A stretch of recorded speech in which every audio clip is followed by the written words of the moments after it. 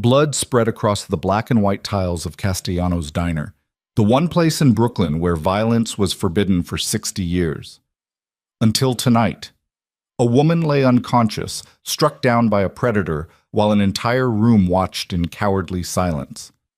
Then Lucien Moretti, the city's most feared crime boss, walked through the door and saw what they'd allowed to happen. What followed would ignite a war between empires, shatter every rule, and prove that some people are worth burning the entire world down for. Drop a comment with your city so I can see how far this story travels. Let's begin.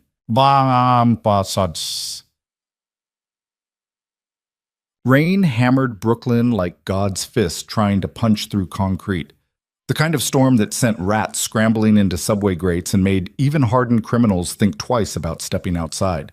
But Castellano's diner never closed. Not during hurricanes. Not during blackouts. Not even during the riots of '91 when half the borough went up in flames. The diner stood there on Mercer Street like a stubborn old man refusing to acknowledge his own mortality, wedged between crumbling brick buildings that leaned against each other like drunks sharing secrets. Inside, the air smelled like burnt coffee, grease, and decades of whispered deals that could get a man killed for listening too closely. Black and white checkered tiles gleamed beneath yellow pendant lights that swung slightly whenever someone slammed the door too hard. Red vinyl booths lined the walls, their cushions cracked and bleeding foam from years of bodies sliding in and out. The counter stretched along the left side, chrome-trimmed and spotless despite its age, with swivel stools that squeaked when you turned. At 11:47 p.m., the diner held an uneasy collection of souls. In the far corner booth sat two off-duty cops nursing coffee. They'd been nursing for an hour, talking in low voices about pension plans and how the department didn't give a damn about veterans anymore. 3 stools down from them perched a lawyer. Everyone knew defended monsters for the right price, his briefcase resting against his leg like a loyal dog. Near the window, a young couple argued in whispers sharp enough to cut glass. Something about money, always about money. And scattered throughout were the regulars, the night shift workers, the insomniacs, the people whose lives only made sense after midnight. Behind the counter moved Serena Vale, 27 years old but carrying the exhaustion of someone twice that. Dark hair pulled back in a ponytail that never quite stayed neat. Brown eyes that had learned not to make contact unless absolutely necessary. She wore the standard uniform, white button-down shirt, black pants, a stained apron tied around her waist, but she wore it like armor meant to make her invisible. Every movement measured, every step calculated to avoid drawing attention. She'd been working at Castellano's for 5 days. 5 days of keeping her head down, her voice quiet, her presence as minimal as physically possible. She took orders without small talk, delivered food without lingering, cleaned tables like she was apologizing for existing. The other waitresses noticed her the way you notice a stray cat that won't come close enough to pet, with curiosity mixed with pity. What they didn't know was that Serena had perfected invisibility over years of brutal practice. Orphaned at 12 when her parents died in a car accident that left her in the foster system's revolving door of temporary homes and temporary people who never stayed. By 18, she'd learned that being overlooked was safer than being seen. Being quiet was safer than speaking up. Being nothing was safer than being something someone might want to take away. Then she met Nathan Cole, charming, attentive, the kind of man who opened doors and remembered your favorite flower and made you feel like you mattered for the first time in your goddamn life. They married 6 months after meeting. She was 21 and stupid with hope. The first time he hit her was 3 weeks after the wedding. A slap across the face so sudden she didn't process it until her cheek was already burning.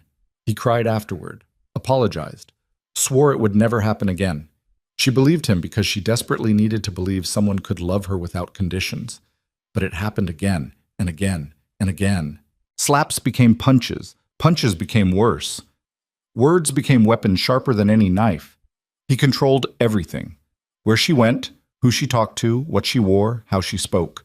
He isolated her from the few friends she had, convinced her that no one else would ever want someone as damaged and worthless as her. Made her believe she deserved every bruise, every scream, every night spent sleeping on the bathroom floor because it was the only door with a lock. 6 years she survived that hell. Then one night, while Nathan passed out drunk after beating her unconscious for burning dinner, Serena made a choice. She took $300 from his wallet, packed a single bag, and walked out of their Philadelphia apartment into a rainstorm not unlike the one hammering Brooklyn tonight. She didn't leave a note. She just ran. Buses and shelters and borrowed couches brought her to New York 2 months ago. The city swallowed her whole the way it swallowed everyone running from something. She found cheap rooms in buildings where landlords didn't ask questions, worked cash-only jobs that didn't require background checks, kept moving, kept hiding. Until she found Castellanos. The owner, an aging Italian man named Sal Castellano, whose grandfather built the place in 1962, hired her on the spot. Didn't ask for references. Didn't care that she couldn't provide a social security number right away. Just looked at her the way you look at someone who's drowning and said, "You start tomorrow." So here she was, 5 days in, trying desperately to blend into the background of a place where blending in was survival. She was refilling coffee for the cops when the door opened. Damian Knox walked in like he owned the oxygen everyone was breathing. Mid-30s. Built like a man who enjoyed hurting people and had gotten very good at it. Expensive leather jacket that didn't quite hide the gun under his left arm. Dark hair slicked back. Face that might have been handsome if cruelty hadn't carved itself into every line. He moved with the swagger of someone who'd never been told no in a way that stuck. Serena recognized predators instantly now. You develop that radar when your survival depended on it. She looked away before he noticed her looking. Too late. Damien slid into a booth near the back, his eyes already locked on her like a wolf spotting something wounded limping through the forest. He didn't bother looking at the menu. Just watched Serena move between tables, his attention heavy enough to feel from across the room. The diner got quieter. That's how these things worked in places like Castellanos. People who knew how to read rooms understood immediately that someone dangerous had entered. The off-duty cops suddenly became very interested in their coffee. The lawyer's hand drifted toward his briefcase. Even the arguing couple stopped mid-sentence. Everyone understood the unspoken rule that had kept Castellanos neutral ground for over 60 years. No violence inside. The diner was Switzerland, a demilitarized zone. Rival crews could sit 3 booths apart and not spill blood because this place was sacred. Sal's grandfather had built that reputation with iron fists and ironclad respect, and 3 generations later, it still held, mostly. Serena approached Damien's table with her order pad, eyes fixed on the paper. "What can I get you?" Her voice came out smaller than she intended. She hated that, hated how fear leaked through no matter how hard she tried to seal it inside. "Coffee," Damien said. Then, after a pause designed to make her uncomfortable, "And your name?" "Coffee." "Got it." She turned to leave. His hand shot out and grabbed her wrist. Not hard enough to hurt, just hard enough to stop her, hard enough to establish control. "I asked your name." His voice remained pleasant, almost friendly. That's what made it terrifying, the politeness wrapped around the threat. Serena's entire body went rigid. Old instincts screamed at her to obey, to submit, to make herself small and apologize and give him whatever he wanted so he'd let go. But she'd run 1,000 miles to escape hands that grabbed her like this. "Serena," she said quietly. "My name's Serena." Damien smiled, released her wrist. "Pretty name for a pretty girl." She walked away without responding, her hands shaking so badly she had to grip the coffee pot with both hands to pour without spilling. Behind the counter, Rosa, the head waitress who'd worked here for 15 years, watched with concern written across her face. "You okay, honey?" Serena nodded, didn't trust her voice. "That's Damian Knox," Rosa whispered. "He's with the DeMarco family. Bad news. Just bring him his coffee and stay clear." Sound advice. Advice Serena followed perfectly for the next 20 minutes. But Damien didn't want coffee. He wanted attention, acknowledgement, the sick thrill of watching someone squirm under his focus. And the more Serena ignored him, the more she avoided his booth, kept her eyes down, treated him like any other customer, the more obsessed he became. It's a particular kind of rage that comes from being denied, especially for men like Damian Knox, who'd spent their entire lives taking whatever they wanted and destroying anyone who said no. Serena's quiet refusal to engage, to flirt, to show fear, to give him anything beyond basic service, it burned him from the inside out. By 12:15 a.m., Damien had finished his coffee and ordered nothing else, just sat there, watching. waiting. The diner had thinned out. Only the cops, the lawyer, and a few scattered insomniacs remained. The rain outside intensified into a full-blown storm, lightning crackling across the sky like broken glass. Serena was clearing a table near the window when Damien finally made his move. "Hey, Serena." She turned despite every instinct screaming not to.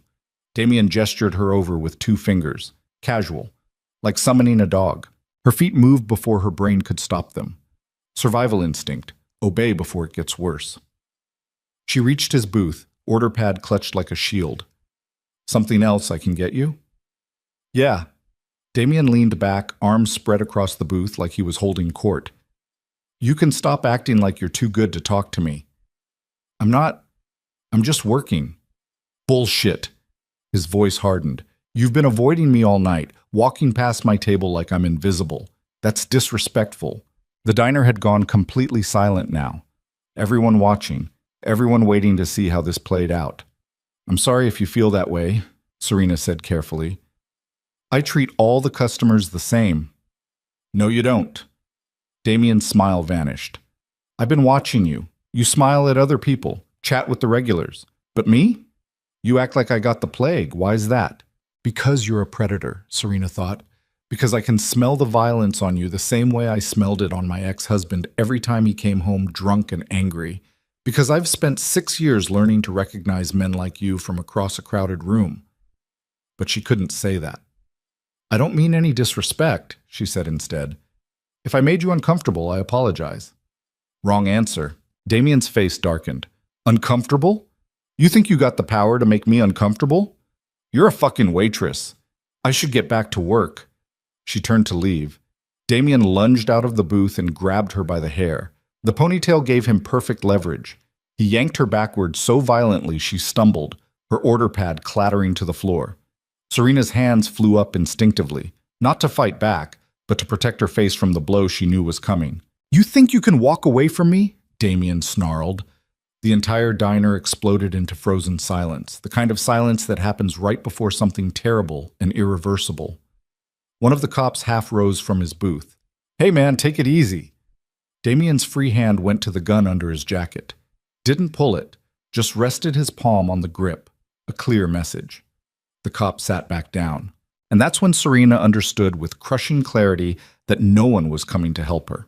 These people, the cops, the lawyer, the regulars who'd smiled at her all week, they would watch her suffer and do absolutely nothing because intervening meant consequences they weren't willing to face. She was alone, just like always. "Please," Serena whispered, "let go." "Say you're sorry."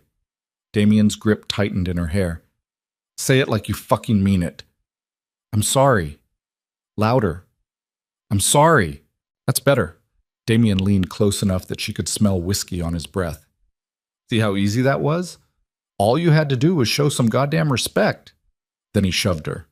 Not hard, just enough to make his point. Serena stumbled but caught herself on the edge of a table. She should have stayed quiet, should have let it end there. But something inside her, something that had survived Nathan Cole's fists and Philadelphia's streets and every foster home that taught her she was disposable, that something finally broke. Serena straightened, looked Damien directly in the eyes, and spoke in a voice that didn't shake. "Don't touch me again." The diner held its breath. Damien's expression shifted through several emotions: surprise, disbelief, and finally, pure rage. "What did you just say to me?" Serena knew she'd made a terrible mistake, could see it in his eyes, in the way his whole body tensed like a spring coiling before release. But she couldn't take the words back now, couldn't unsay them, couldn't return to being invisible and silent and swallowing her dignity just to survive another shift. "I said don't touch me." Her voice cracked but held. "I don't care who you are. You don't put your hands on me." For a moment, Damien just stared at her. Then he laughed. It wasn't a pleasant sound. It was the laugh of someone who'd just been handed permission to do something they'd been wanting to do all night. "You got some fucking balls," Damien said quietly, "talking to me like that, in front of all these people, making me look weak." "I didn't mean Shut up." He moved faster than she expected. 1 second he was 3 feet away. The next his hand was around her throat, lifting her onto her toes, cutting off her air. Serena clawed at his wrist. Couldn't breathe. Couldn't scream. Black spots danced across her vision. Through the ringing in her ears, she heard Rosa shouting, heard chairs scraping, heard someone yelling, "Stop," but not loud enough, not forceful enough, not willing to actually do anything beyond making noise. Damien leaned in close, his breath hot against her face. "You want to embarrass me? I'll show you embarrassing."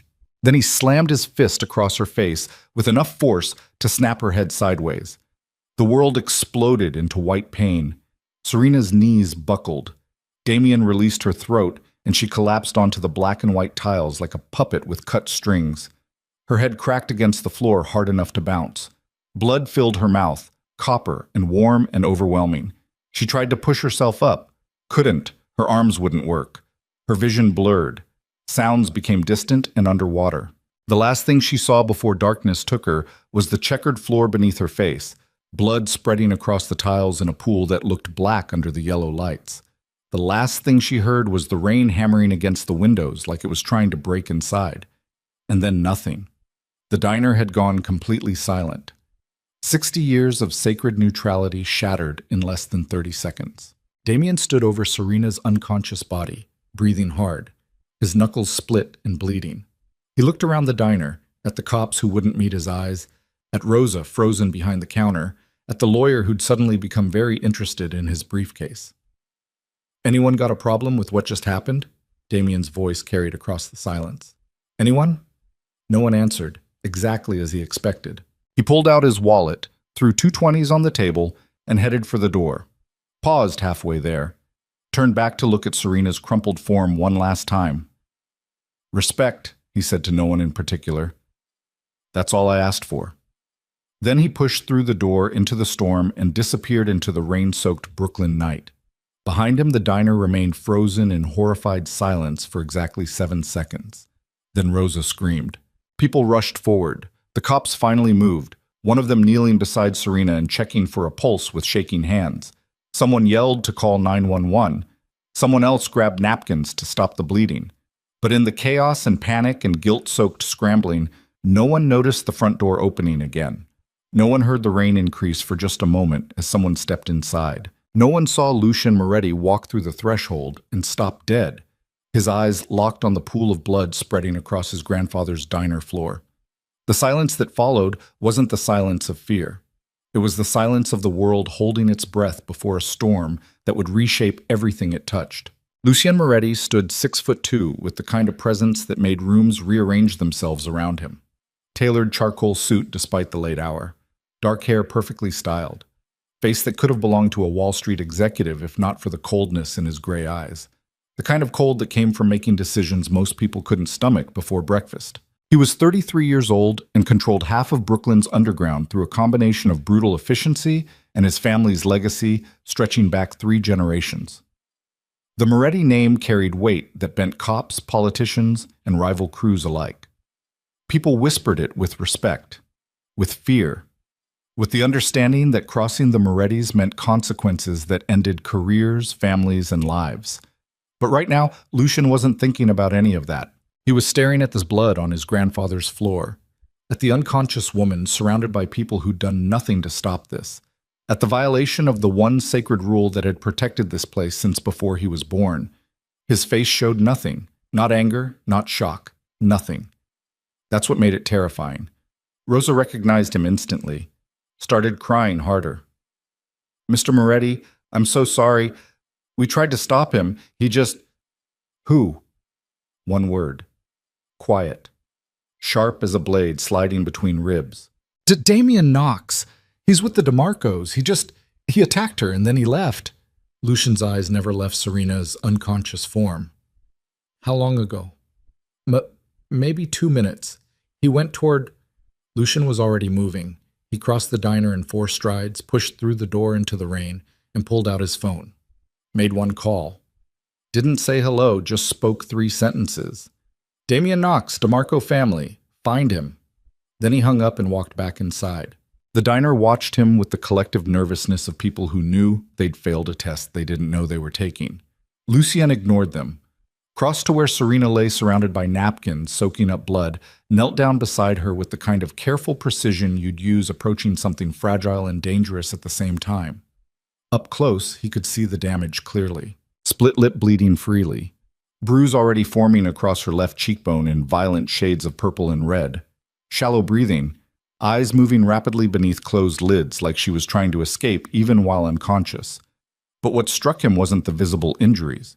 It was the way she'd curled into herself defensively, the way her hands were positioned protecting her face and ribs, the way her entire body language screamed of someone who'd been hurt like this before and learned exactly how to minimize the damage.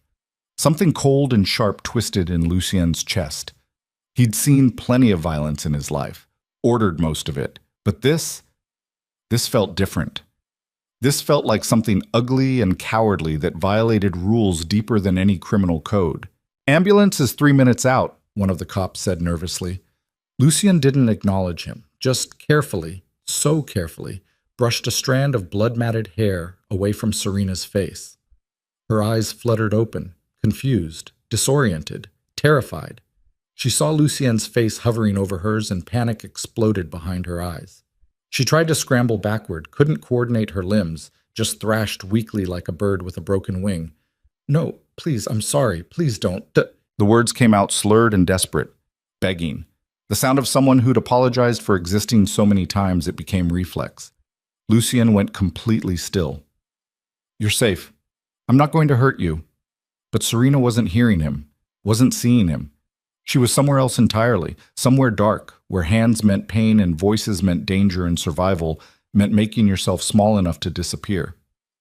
"Please, Nathan, I didn't mean to. Please don't hit me again." Nathan. Lucien filed that name away for later. "Listen to me." He kept his voice low, steady, the same tone you'd use with a spooked animal. "My name is Lucien. You're at Castellano's diner. An ambulance is coming. No one is going to hurt you." Serena's eyes tried to focus, failed. Tears cut clean tracks through the blood on her face. I just wanted... She couldn't finish the sentence, just collapsed back onto the tiles, unconscious again. The ambulance arrived exactly 90 seconds later. Lucien stood aside while the paramedics worked, watching with an expression that revealed nothing while his mind calculated consequences and responses and the exact shape of the retribution that would follow this. One of the paramedics, a woman in her 40s who'd clearly seen too much horror to be shocked by more, glanced up at him while checking Serena's vitals. "You family?" "No." "Then you can't ride with us." Lucien pulled out his wallet, showed her a card that made her face go carefully neutral. "I'll be following behind." She didn't argue. They loaded Serena onto a stretcher with practiced efficiency, strapping her down and hooking up an IV while calling vital signs to each other in medical shorthand. Lucien watched it all with the focus of someone memorizing details for later use. As they wheeled her toward the door, Rosa approached Lucien nervously. "Mr. Moretti, I'm so sorry this happened. Your grandfather, if he knew someone broke the rules..." "My grandfather is dead," Lucien said flatly. "The rules died with him." He followed the ambulance into the storm, rain soaking through his expensive suit while his mind was already 3 steps ahead, calculating angles, preparing responses, building the framework of what would come next. Because Damien Knox had made a critical mistake tonight. He'd spilled blood in Castellano's diner, and Lucien Moretti was about to teach everyone what happened when you broke sacred ground. The hospital smelled like disinfectant and desperation. Lucien sat in a plastic chair outside the emergency room, water from his soaked suit pooling on the linoleum beneath his feet. 2:30 a.m. and the place buzzed with the usual late-night chaos. Gunshot wounds, overdoses, domestic violence cases wheeled past on gurneys while exhausted nurses moved between rooms like ghosts on an assembly line of human suffering. He didn't move. Didn't check his phone despite it vibrating every 30 seconds.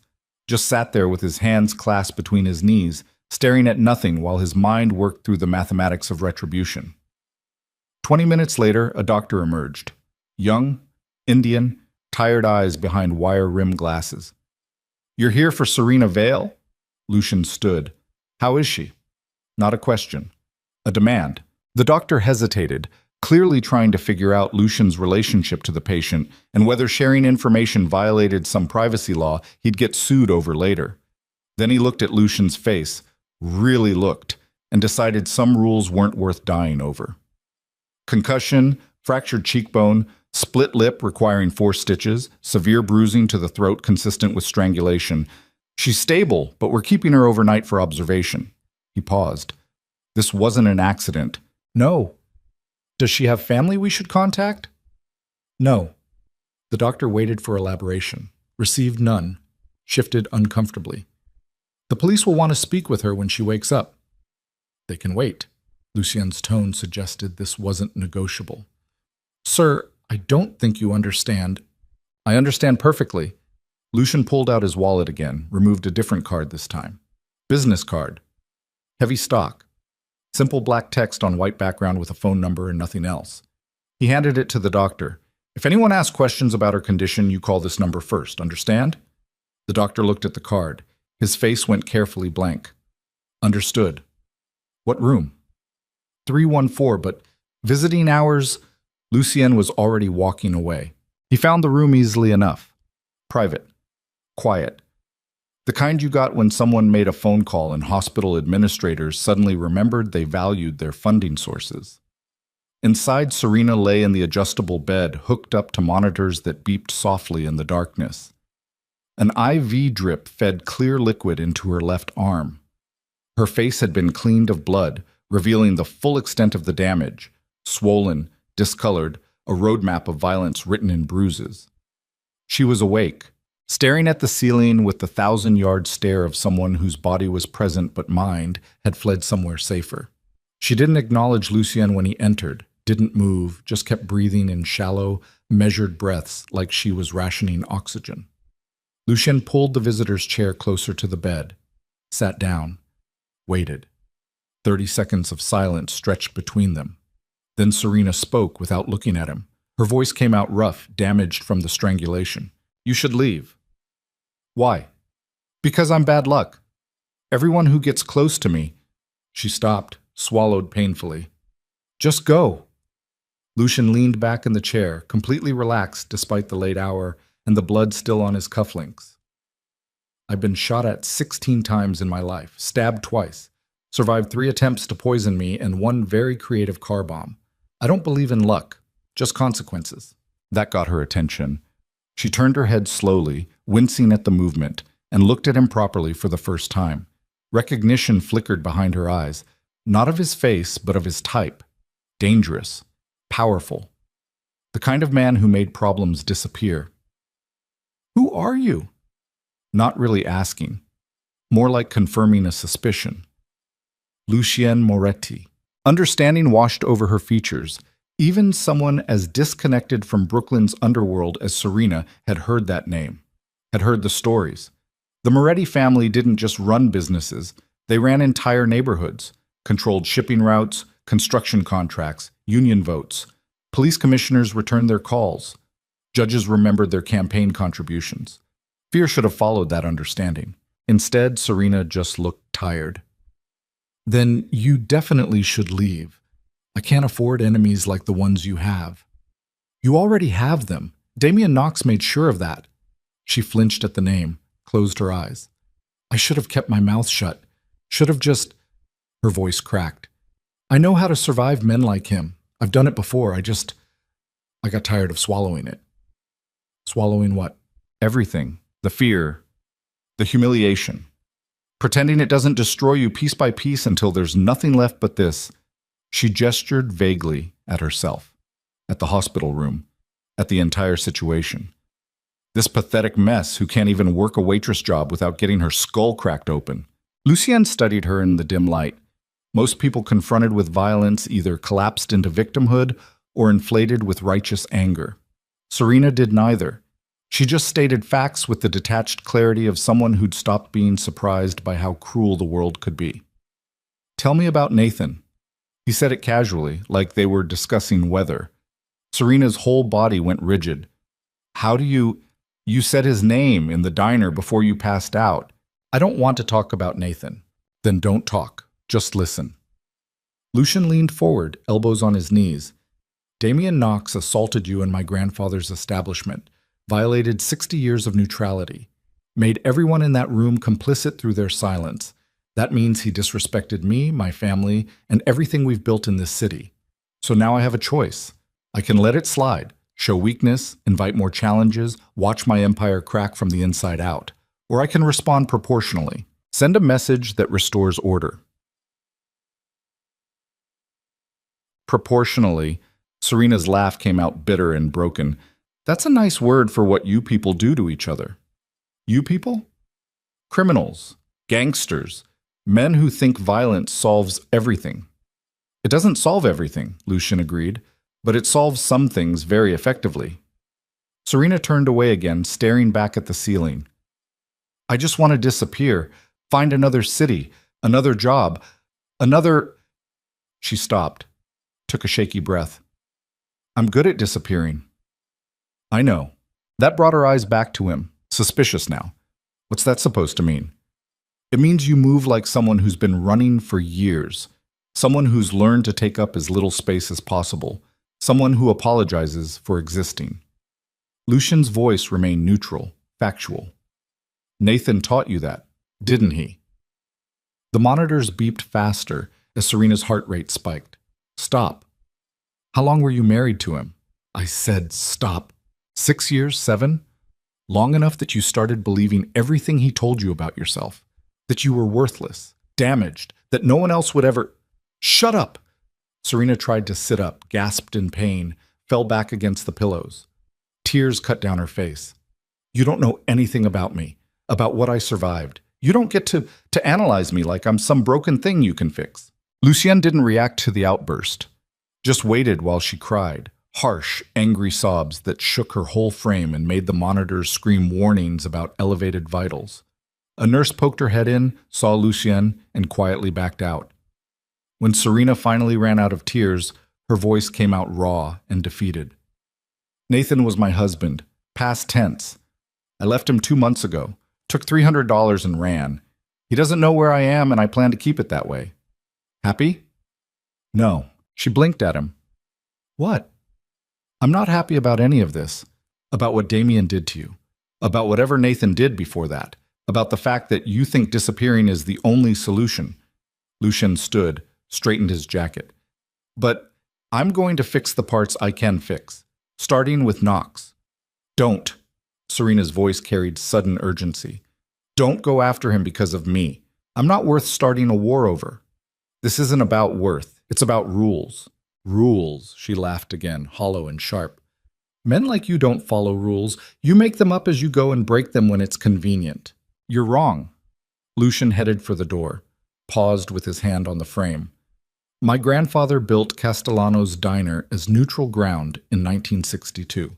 During the height of the Brooklyn Wars, when bodies dropped every night and the streets ran with blood, he made it sacred, a place where violence stopped, where enemies could sit across from each other and remember they were human before they were soldiers.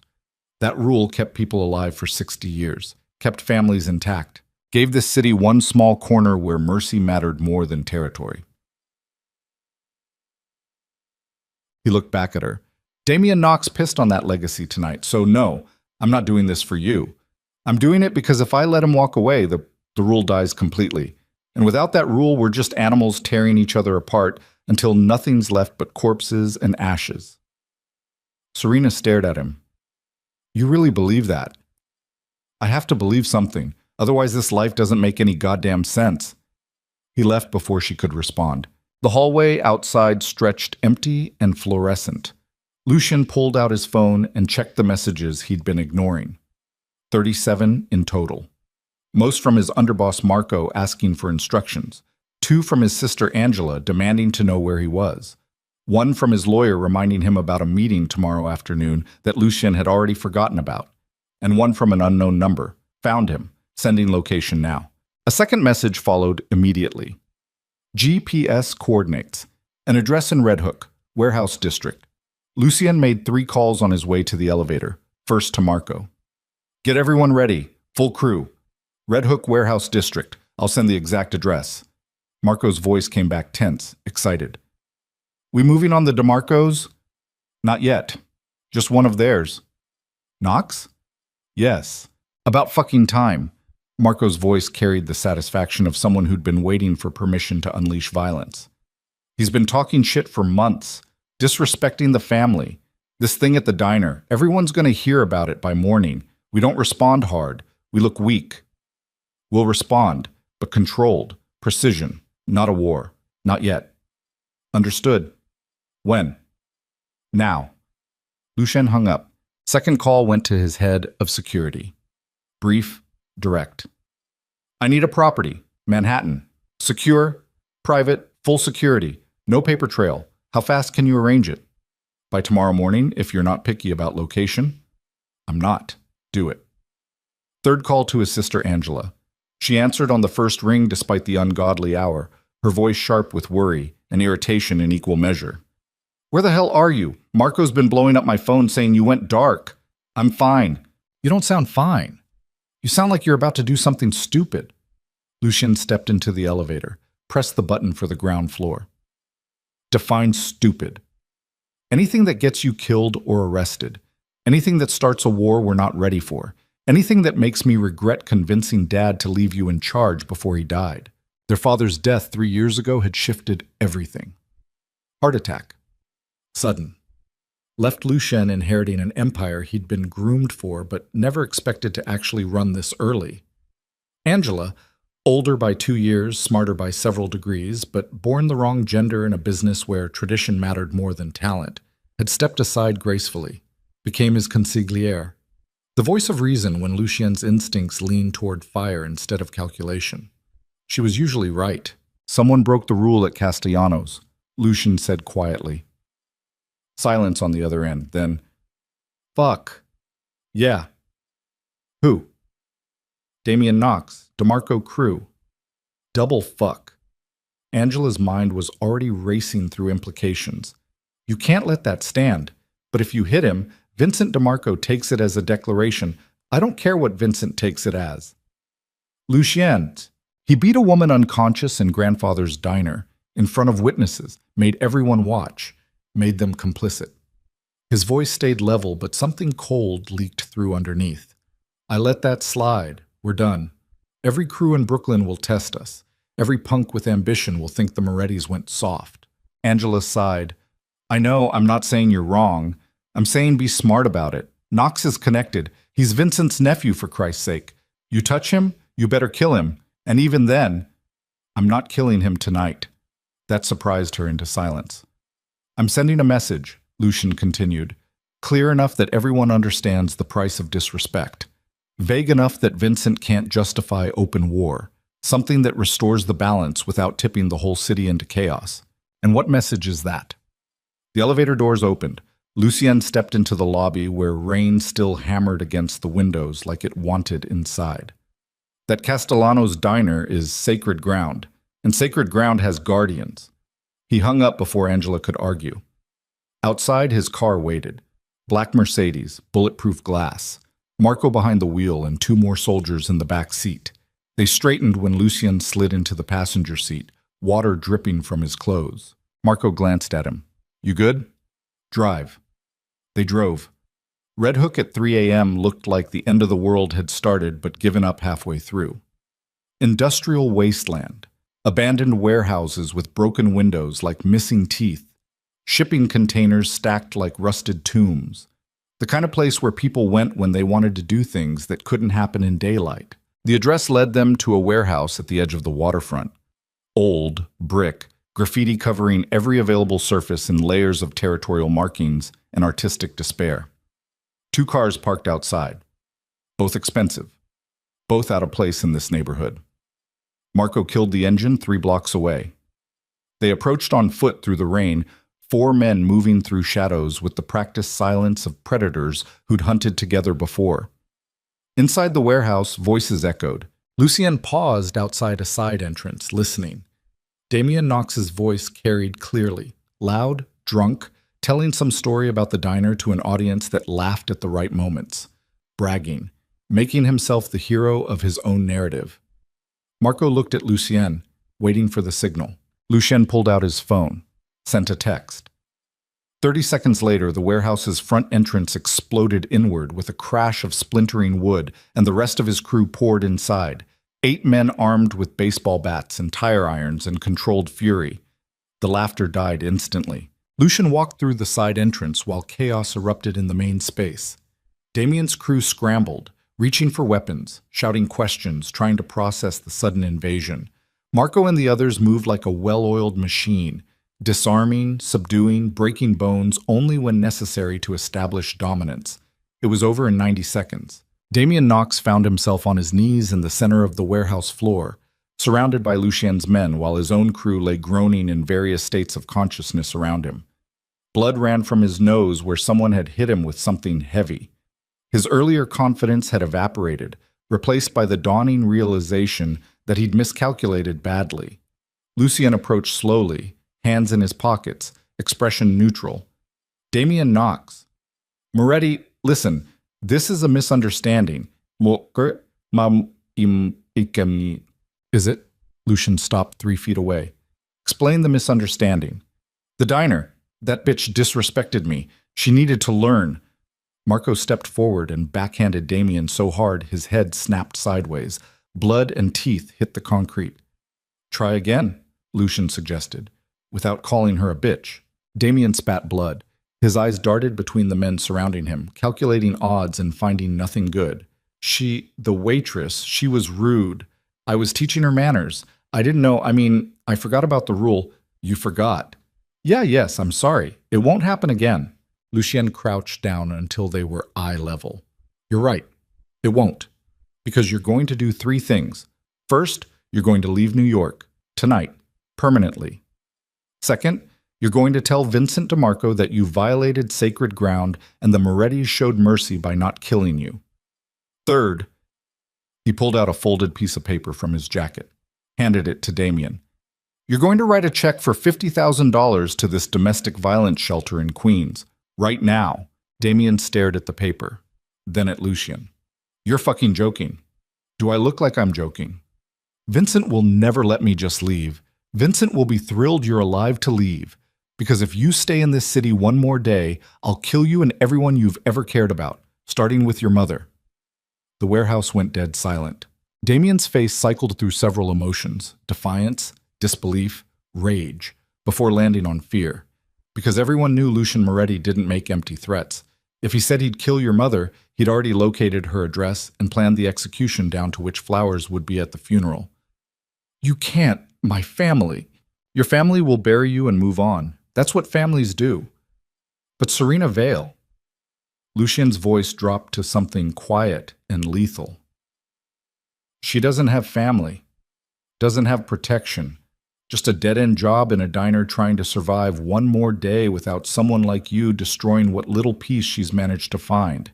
So yes, Damien, I can absolutely kill your mother, and I will.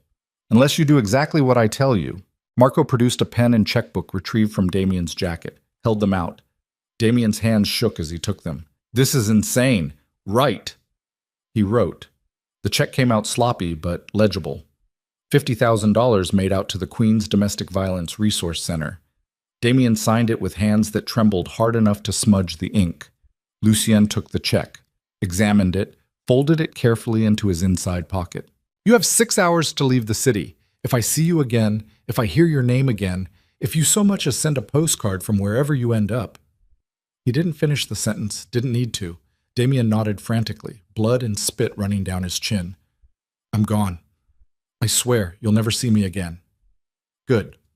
Lucien stood, looked at Marco. Make sure he gets to his car. They dragged Damien to his feet and hauled him toward the exit. The rest of his crew followed, limping and groaning, leaving trails of blood on the warehouse floor. When they were gone, the space fell quiet except for rain hammering the metal roof. One of Lucien's men, a scarred veteran named Paulie, who'd worked for the family since Lucien's father ran things, stepped forward. Boss, you sure about letting him walk? He's connected. Vincent might see this as weakness. Vincent will see it as restraint, a demonstration that we follow the rules even when punishing those who break them. Lucien headed for the exit. Besides, I didn't let him walk. I exiled him. There's a difference. And if he doesn't stay gone, then we'll revisit the conversation permanently. They left the warehouse and returned to the Mercedes. Marco drove in silence for 3 blocks before speaking. The girl, from the diner, She means something to you? Lucienne watched rain streak across the window. She's under protection now. Make sure everyone knows. Everyone meaning everyone. Our crews, the other families, every hustler and street soldier in Brooklyn. Serena Vale is off limits. Anyone touches her, they answer to me personally. Marco whistled low. That's going to raise questions. Let it. They drove back through the sleeping city while dawn threatened on the horizon. Lucienne's phone buzzed with messages. Angela demanding details, Vincent DeMarco's underboss requesting a sit-down, 3 different lieutenants asking for clarification on orders. He ignored them all. Instead, he thought about Serena lying in that hospital bed. The way she'd looked at him with zero hope, like she'd used up her lifetime supply of trust and found nothing but betrayal at the bottom of that well. He understood that feeling, understood it better than she could possibly know. 4 a.m. brought them back to the hospital. Lucienne went straight to room 314, expecting to find Serena asleep. She wasn't. She sat in the chair by the window, hospital gown hanging loose on her frame, staring out at the city while the monitors beside her empty bed beeped in protest at her absent vitals. She'd removed the IV herself, a bandage taped sloppily over the puncture wound in her arm. She didn't turn when Lucian entered, just kept staring at the rain. They said you left. Her voice sounded hollow. Said you had business to handle. I did. Did it involve breaking someone's bones? Damian Knox won't be a problem anymore. That got her attention. She turned slowly, wincing at the movement, her face a patchwork of bruises in the dim light. What did you do? Sent him on an extended vacation, permanent. You killed him. No, I let him live, with conditions. Serena searched his face for the lie. Found none. Why? Because killing him would have started a war I'm not ready to fight yet. And because... Lucian stopped, considered his next words carefully. Because you asked me not to. Silence stretched between them. Outside, the rain began to ease. Dawn light crept across the skyline in shades of gray and gold. I don't understand you, Serena said finally. You're a criminal, a murderer probably. You hurt people for a living. But you... She gestured vaguely. You sat with me, protected me, went after someone who hurt me even though I'm nobody. Why? Not nobody. I'm a waitress who got her face smashed in. That's the definition of nobody in this city. Lucienne crossed to the window, stood beside her without crowding her space. When I was 16, I watched my uncle beat my aunt to death in their kitchen. Took him 45 minutes. The whole family was there for Sunday dinner. We all heard her screaming. And we all sat at that table finishing our meal because in our world, you don't interfere in another man's marriage, no matter what. Serena looked at him, really looked. My father found her body later that night. My uncle was passed out drunk on their couch. And you know what my father did? Lucian's voice stayed flat, factual. Nothing. Told the cops it was an accident, a fall down the stairs. Everyone nodded and agreed, and my uncle walked free because family protects family. Even the monsters. That's evil. I know. But that's the world I grew up in, where violence against women gets excused, explained away, treated like a private matter instead of a crime. He finally looked at her. So when I walked into that diner tonight and saw you bleeding on the floor while a room full of people pretended they didn't see it, I recognized that silence, that complicity. And I decided it ends with me. Serena's eyes filled with tears. I still don't understand why you care. Because someone should, and everyone else chose not to. The monitors beeped steadily in the background. The rain stopped completely. Morning light flooded the room in soft gold. Serena wiped her eyes with the back of her hand. What happens now? Now you have a choice. You can disappear like you planned. Find another city, another job, keep running from ghosts, or... Lucian pulled out a key card from his jacket, set it on the window ledge. You can stay in a property I control, secure, private, no rent, no questions. Just a safe place while you figure out what comes next. She stared at the key like it might explode. I can't accept that. Why not? Because accepting help from men like you, it always comes with strings. Always. What strings? I don't know yet, but there will be. There's always a price. Lucian picked up the key, held it out to her. The only price is that you survive, that you stop running long enough to remember you're allowed to exist without apologizing for it, that you take one goddamn moment to breathe without looking over your shoulder. Serena's hand trembled as she reached for the key, stopped halfway. What if I take this and then decide to leave anyway? Then you leave. The key still works. The place stays yours as long as you need it. And if I stay, you stay. And no one touches you. Not Damian Knox, not Nathan Cole, not anyone in this city who thinks they can hurt you without consequences. She took the key, held it like it was made of glass, like it might shatter and cut her hands. I don't trust you, she whispered. She checked. Good. Don't. Trust is earned, but you can trust that I keep my promises, and I promise you'll be safe in that apartment. Serena closed her fist around the key, looked out at the city waking up beyond the window. Okay. Okay, what? Okay, I'll try. I'll stay, for now, until I figure out... She stopped, took a shaky breath. Until I figure out who I am when I'm not running. Lucien nodded, started for the door. Wait. He turned back. Serena stood there in her hospital gown, holding the key, looking smaller and more fragile than anyone had a right to look while still standing. But her eyes carried something that hadn't been there before. Not hope exactly, but maybe the faintest possibility that hope could exist again someday. Thank you, she said quietly, for not letting him get away with it. Lucien held her gaze for a long moment. Thank me by surviving. That's all I want. He left before she could see the lie in that statement, because surviving wasn't all he wanted anymore.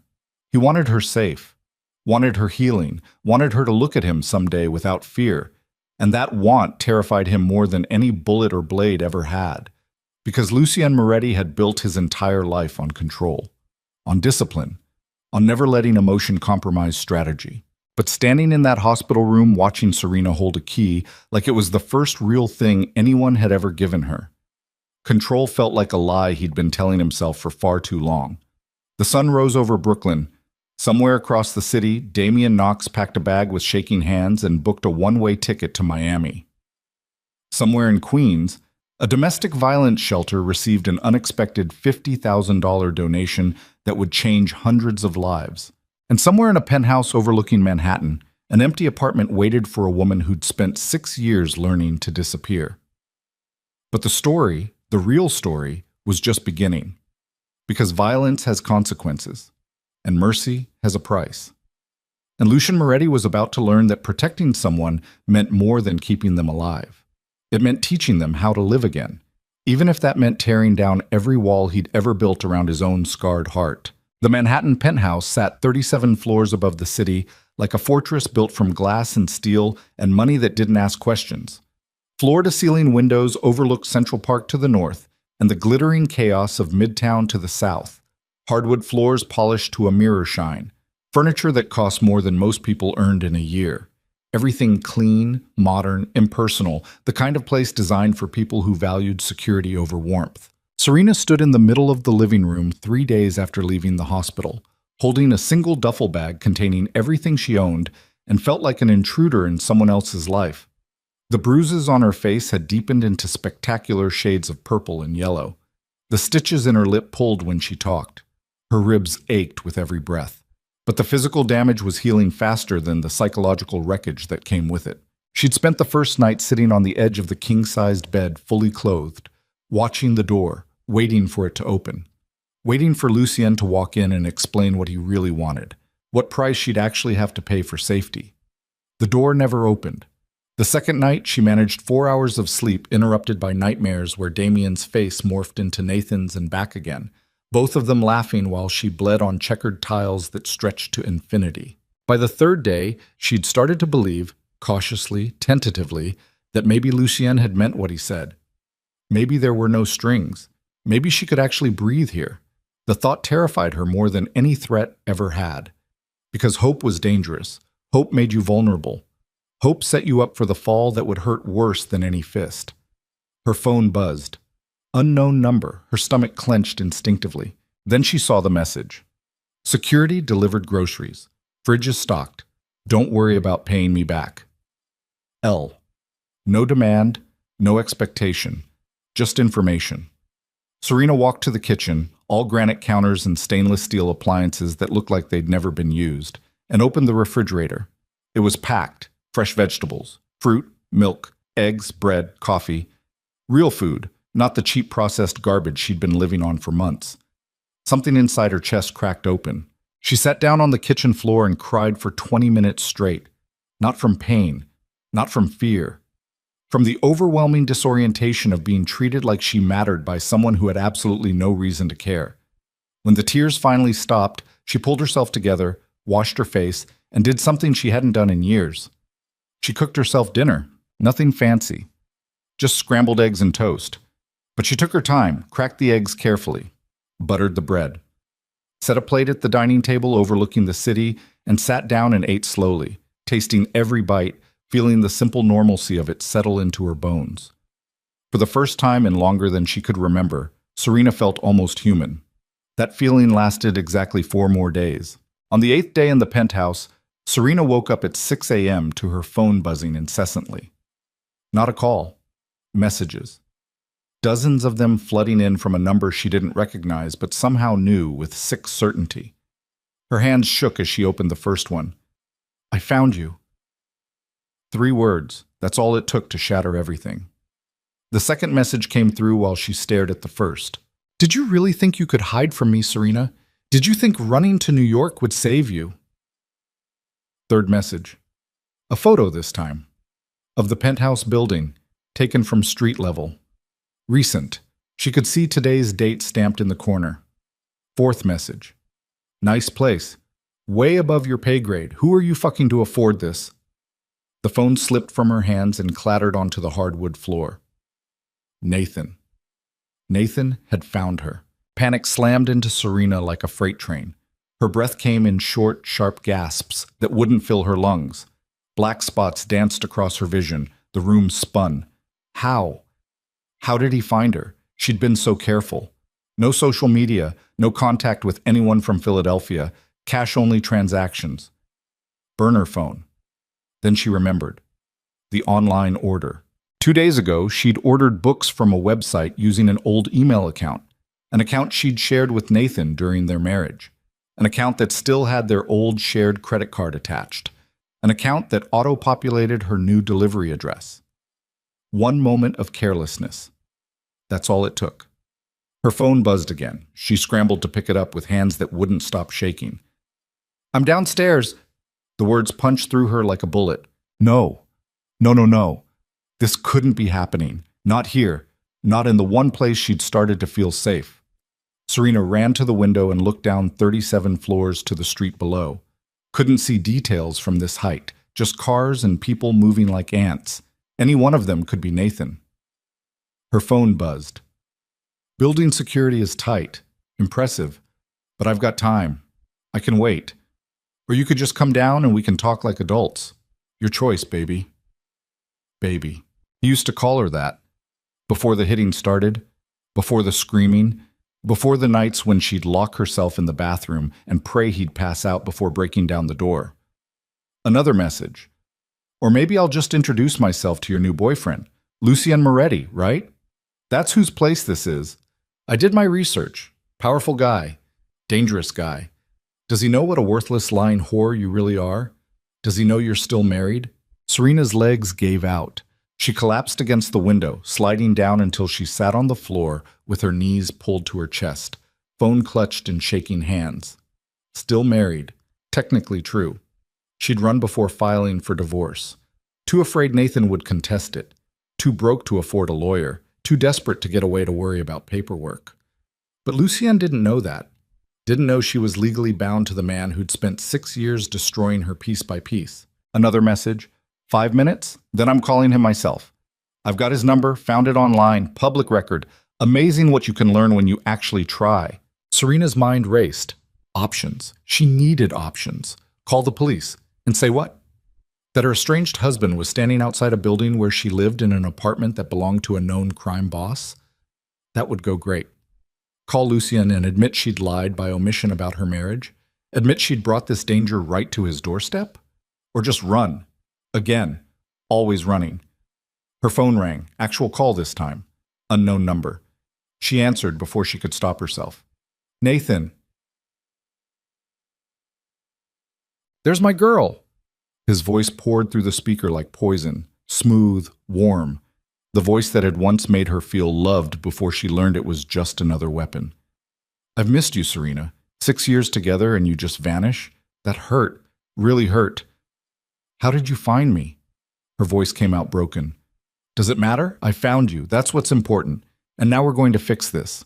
Fix us. You're going to come home where you belong. I'm not going anywhere with you. Nathan's laugh carried an edge sharp enough to cut. See, that's where you're wrong. You are coming home. Because if you don't, I'm going to make your life here very, very difficult. I'll camp outside this building, follow you everywhere, make scenes, tell everyone who'll listen that you're my wife, that you ran out on our marriage, that you stole from me. I didn't steal anything. $300 from my wallet. That's theft. I could press charges. Have you arrested? Imagine explaining that to your new boyfriend, or his voice dropped lower, more dangerous. I could just tell Mr. Moretti some truths about you, about what a crazy, unstable, lying bitch you are, how you manipulated him, used him, how you're probably just waiting for the right moment to steal from him too. That's not... Nathan, please. Please, what? Please leave you alone so you can play house with some gangster who'll throw you away the second he gets bored. Come on, Serena, you're not that stupid. Men like Lucien Moretti don't protect girls like you out of kindness. They do it because they want something. And when he's done taking what he wants, where does that leave you? Serena pressed her forehead against her knees. What do you want? I want my wife back. I'm not your wife anymore. Actually, you are. Legally. Until death do us part, remember? You said those vows, made those promises, and I'm here to collect. He paused. Let the silence stretch. So here's what's going to happen. You're going to come downstairs, we're going to talk, and then you're going to pack your things and come home to Philadelphia with me, where you belong. And if I don't, then I make this entire city a living hell for you, starting with a very interesting phone call to Lucien Moretti explaining exactly who and what you are. The line went dead. Serena sat there on the floor, phone in her lap, staring at nothing while her mind spiraled through every nightmare scenario. Nathan downstairs. Nathan following her. Nathan destroying the fragile peace she'd barely started to build. She could hide, lock the door, refuse to come down. But Nathan was patient. Nathan would wait. And eventually, she'd have to leave. For groceries, for work, for anything. And he'd be there. Or worse, he'd follow through on his threat and contact Lucien. Serena imagined that conversation. Nathan spinning lies, telling twisted versions of their marriage where she was the villain and he was the victim. And why would Lucien believe her over Nathan? What evidence did she have? What proof that she was the one telling the truth? She had nothing, just bruises that had mostly faded and a story that sounded pathetic even to her own ears. Her phone buzzed. Text from Lucien. Security called. Someone's been asking about you at the front desk. Want me to handle it? Her fingers hovered over the keyboard. She could tell him, could explain everything, could throw herself on his mercy and hope he believed her, or she could handle it herself. Go downstairs, face Nathan, end this before it destroyed everything. Serena stood on shaking legs, walked to the bathroom, looked at herself in the mirror. The bruises had faded but not disappeared. Evidence of what happened when she stood up to violent men. Evidence of what she could expect if she faced Nathan alone. But what choice did she have? She couldn't let him poison Lucien against her. Couldn't let him destroy the one safe place she'd found in years. Couldn't let him win by hiding. She texted Lucien back. No, it's fine. Just someone from my old life. I'll handle it. 3 dots appeared immediately. Lucien typing. Then, you sure? Yes. The dots appeared again. Disappeared. Reappeared. Finally, okay, but I'm 5 minutes away if you need me. Just call. Serena didn't respond, just put on jeans and a sweatshirt, armor of normalcy, and took the elevator down 37 floors while her heart tried to punch through her ribcage. The lobby gleamed with marble and modern art, and security guards who watched everyone with the practiced suspicion of people paid to notice threats. One of them, a broad-shouldered man in his 50s, stepped forward as Serena exited the elevator. "Miss Vale, there's a man outside asking for you. We told him to leave, but he's being persistent. Want us to call the police?" "No, I'll talk to him." The guard's expression said he thought that was a bad idea, but he stepped aside. Serena walked through the glass doors into the morning sunlight and saw Nathan leaning against a lamppost across the street like he'd been waiting there all night. He looked exactly the same. 6'1", athletic build maintained through obsessive gym routines, brown hair styled perfectly, handsome face that had once made her heart skip, dressed in expensive casual clothes, designer jeans, leather jacket, sunglasses hiding his eyes. He saw her and smiled. That smile had once made her feel special. Now it made her skin crawl. Serena crossed the street on legs that wanted to run in the opposite direction, stopped 10 feet away, far enough that he couldn't grab her without closing distance, close enough that they could talk without shouting. "Serena!" Nathan pushed off the lamppost, spread his arms like he expected a hug. "God, you look terrible. What happened to your face?" "What do you want, Nathan?" "I told you. I want you to come home. Philadelphia isn't my home anymore." "Because you're living in some crime lord's penthouse now? That's your big plan? Trading one bad situation for another?" He took a step closer. She took a step back. His smile tightened. "Come on. Don't be like that. I came all this way. Least you can do is have a conversation with me." "We're having one. A real conversation, without you looking at me like I'm some kind of monster." "You are a monster, Nathan. You beat me. For years. You made me feel worthless. You destroyed every piece of self-respect I had until I couldn't recognize myself anymore. You are exactly the monster I'm looking at you like." Nathan's face darkened, the mask slipping. "I made mistakes. I know that. I've been going to therapy, working on myself. I'm different now. You've had 2 months. 2 months doesn't fix 6 years of abuse." "So what, you're just writing me off? Throwing away our marriage without even trying to make it work?" "There's nothing to make work. I don't love you. I don't want to be with you. I want you to sign divorce papers and leave me alone." Nathan laughed, sharp and ugly. "Divorce papers, right, because that's so easy. You think I'm just going to let you walk away? Let you embarrass me? Make me look like some wife-beating piece of shit to everyone back home? You are a wife-beating piece of shit." The words hung in the air between them. Nathan's hands clenched into fists. Old reflex. Serena saw it, and her body responded automatically, shoulders hunching, head ducking, preparing for the blow. But Nathan didn't swing. He took a breath, unclenched his fists, put his hands in his pockets, smiled again, but this time it didn't reach his eyes. "You're right, I am, and I'm sorry for that, truly. But Serena..." His voice shifted, softer, more reasonable. The voice he used when he wanted to manipulate instead of intimidate. "Think about this rationally. You can't stay here. You can't build a life with a criminal. He's using you, and when he's done, you'll have nothing. No money, no home, no husband. You'll be right back where you started, alone. I'd rather be alone than with you." "Would you, though?" Nathan tilted his head, studying her. "Because from where I'm standing, you look terrified. You look like someone who's been running so long she forgot how to stop. And I'm offering you a way out. Come home. We'll get counseling. Work through our issues. I'll be better. I promise." "Your promises mean nothing to me." "They used to mean something." That was before I realized they were lies. Nathan's jaw tightened. "Fine. You want to do this the hard way? Let's do it the hard way. I'm not leaving New York. I'm going to be right here, every day, outside this building, outside wherever you work, following you, watching you, making sure everyone knows you're married, making sure Lucien Moretti knows exactly what kind of woman he's protecting." "He already knows." "Does he know you're still legally my wife? Does he know you stole from me? Does he know about the times you hit me back? The times you screamed and threw things and acted just as crazy as I did?" Nathan stepped closer. She couldn't retreat anymore. Her back was against a parked car. "Because I can tell him all that. I can tell everyone. Paint a very different picture of our marriage. Make you the villain.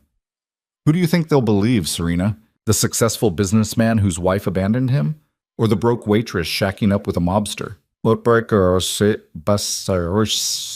Serena's vision blurred with tears she refused to let fall. Why are you doing this? Because you're mine. You'll always be mine. And I don't let go of what's mine. A car door slammed. Both of them turned. Lucien Moretti stood 15 feet away beside a black Mercedes, his expression carved from ice and barely contained violence. Serena's stomach dropped through the pavement. Nathan's face cycled through surprise, recognition, and then calculated charm.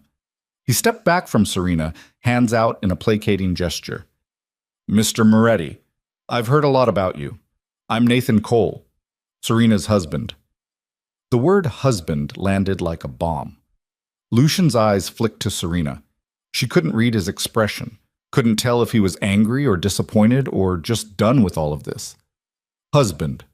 Lucian said it flatly. Statement, not question. Nathan smiled, sensing an advantage. Yes. 6 years married. I know Serena probably didn't mention that. She has a habit of leaving out important details when it suits her. Nathan, Serena started, it's okay, baby.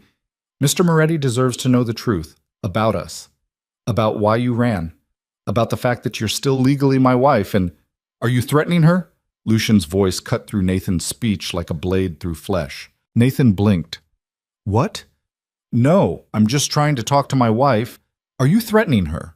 Lucian repeated. Quieter this time. More dangerous. I don't know what she told you, but Lucian closed the distance between them in 3 strides. Nathan stumbled backward, suddenly aware he'd miscalculated badly. Lucian didn't touch him, didn't need to. His presence alone radiated enough controlled violence to make grown men reconsider their life choices. I'm going to say this once. Lucien's voice stayed level, conversational. You're going to leave. Right now. You're going to go back to Philadelphia or wherever the hell you came from, and you're never going to contact Serena again. Not by phone, not by text, not by showing up outside buildings she lives in. You're going to disappear from her life completely. Understand? Nathan tried to maintain his composure. Failed. You can't tell me what to do. She's my wife. She's not your anything. Not anymore. Lucian stepped closer. Nathan pressed back against the car. You put your hands on her, hurt her, made her feel like she had to run 1,000 miles just to breathe. That makes you less than nothing to me.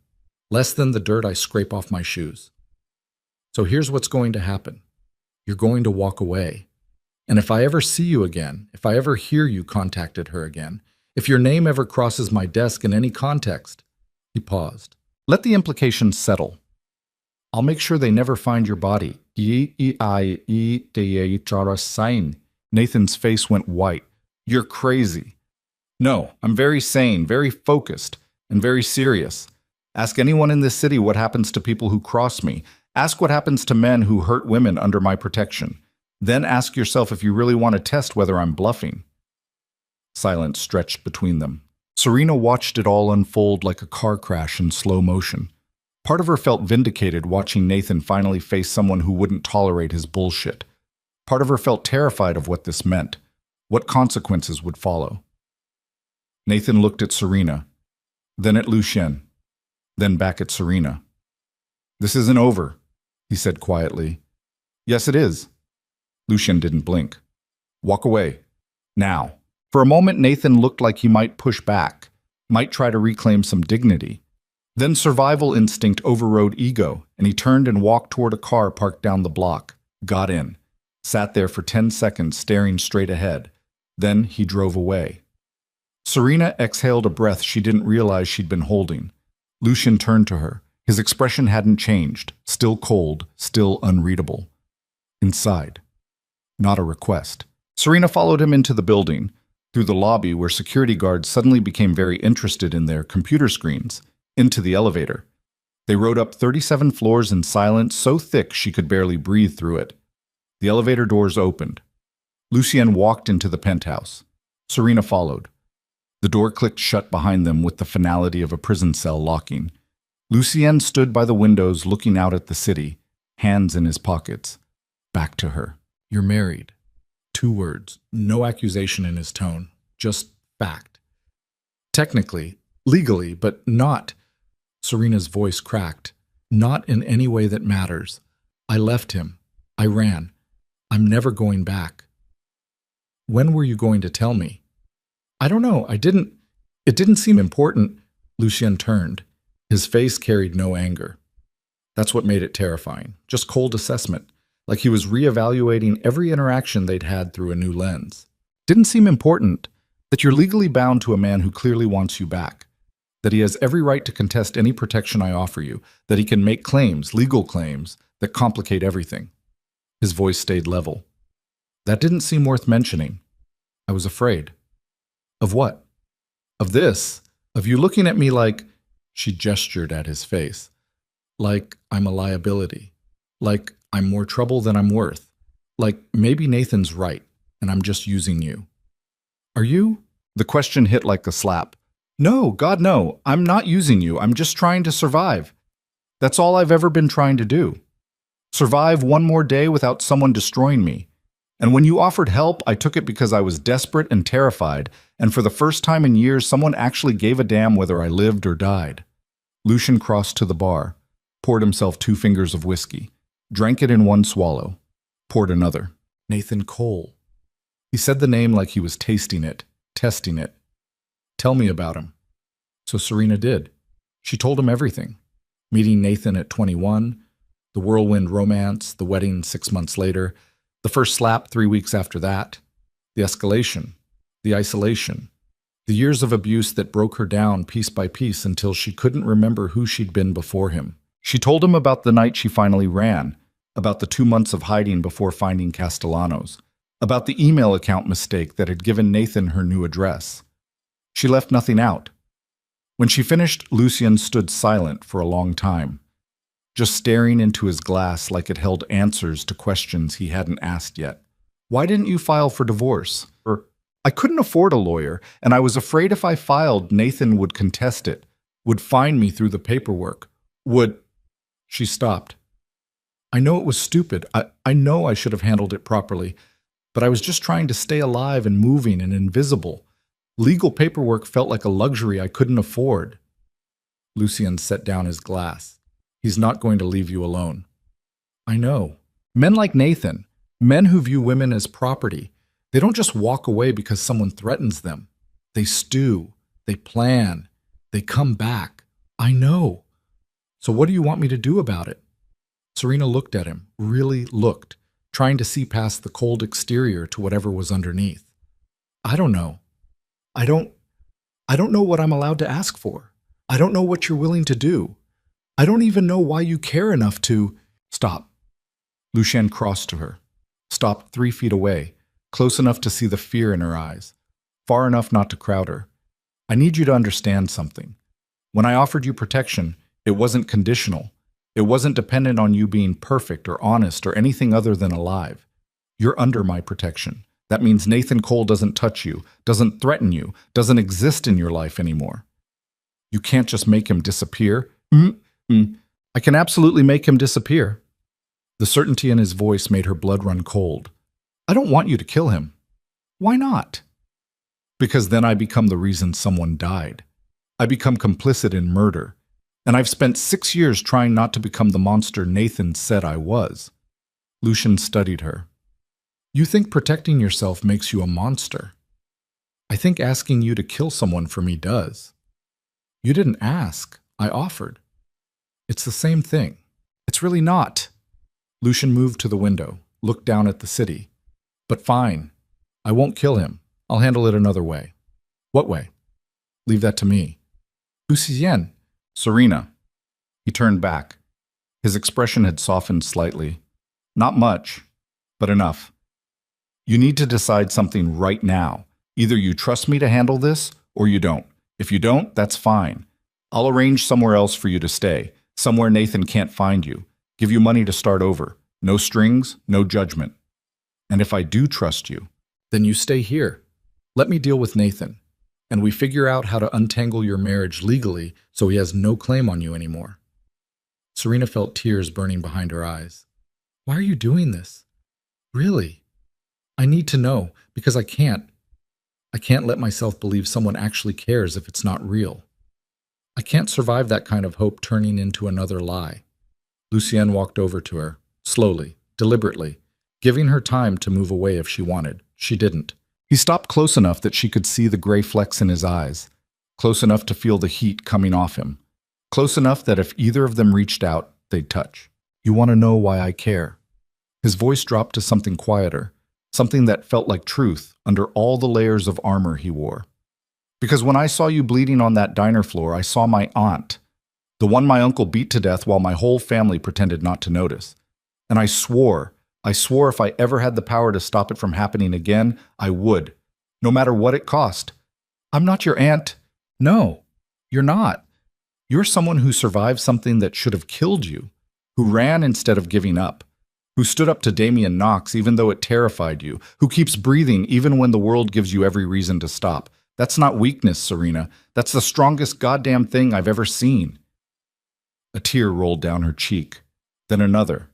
Lucian reached up slowly, giving her time to flinch away, and brushed them away with his thumb. So yes, I care. And no, it's not a lie. And I'm going to protect you whether you trust me or not. But it would be easier if you did. Serena closed her eyes, felt his hand still against her face, felt the impossible gentleness of it from a man who made his living through violence. I trust you, she whispered. When she opened her eyes, Lucien was looking at her with an expression she couldn't quite name, something between relief and fear, like he'd just committed to something irrevocable and wasn't sure if he'd survive it. He stepped back, pulled out his phone, made a call. Angela, I need you to find me the best divorce lawyer in New York. Family law specialist, aggressive, willing to fight dirty. He paused, listened. Because we're dissolving a marriage and I need it done yesterday. Another pause. I'll explain later, just find them. He hung up, looked at Serena. We're going to fix this, legally, properly. Nathan Cole will sign those divorce papers whether he wants to or not. And if he doesn't, Lucian's smile carried zero warmth. Then I'll get very creative about convincing him. But one way or another, Serena, he held her gaze. You're going to be free of him. Serena wanted to believe him, wanted to trust that freedom was actually possible. But she'd learned through 6 years of brutal education that men made promises they had no intention of keeping. And Nathan Cole had promised he'd never let her go, which meant one of them was lying. And she had a terrible feeling she'd find out which one the hard way. Somewhere across the city, Nathan Cole sat in a rented hotel room staring at his phone, at the photos he'd taken of the penthouse building, of Serena, of Lucien Moretti. He'd done his research, knew exactly who Lucien was, what he was capable of, the bodies attached to his name. But Nathan Cole had spent 6 years conditioning Serena to believe she was worthless, had spent 6 years making her think no one would ever want her, had spent 6 years building her entire identity around being his property, and he'd be damned if some crime boss was going to undo all that work. So he made a phone call. Vincent DeMarco's office. How can I help you? Nathan smiled. Tell Mr. DeMarco I have information about Lucien Moretti he'd find very interesting. Information about a weakness, a vulnerability. A pause. Hold, please. 90 seconds later, a different voice came on the line. Older, rougher, carrying the weight of authority earned through decades of calculated violence. This is Vincent DeMarco. Who am I speaking with? Someone who can help you hurt Lucien Moretti where it counts. I'm listening. Nathan's smile widened.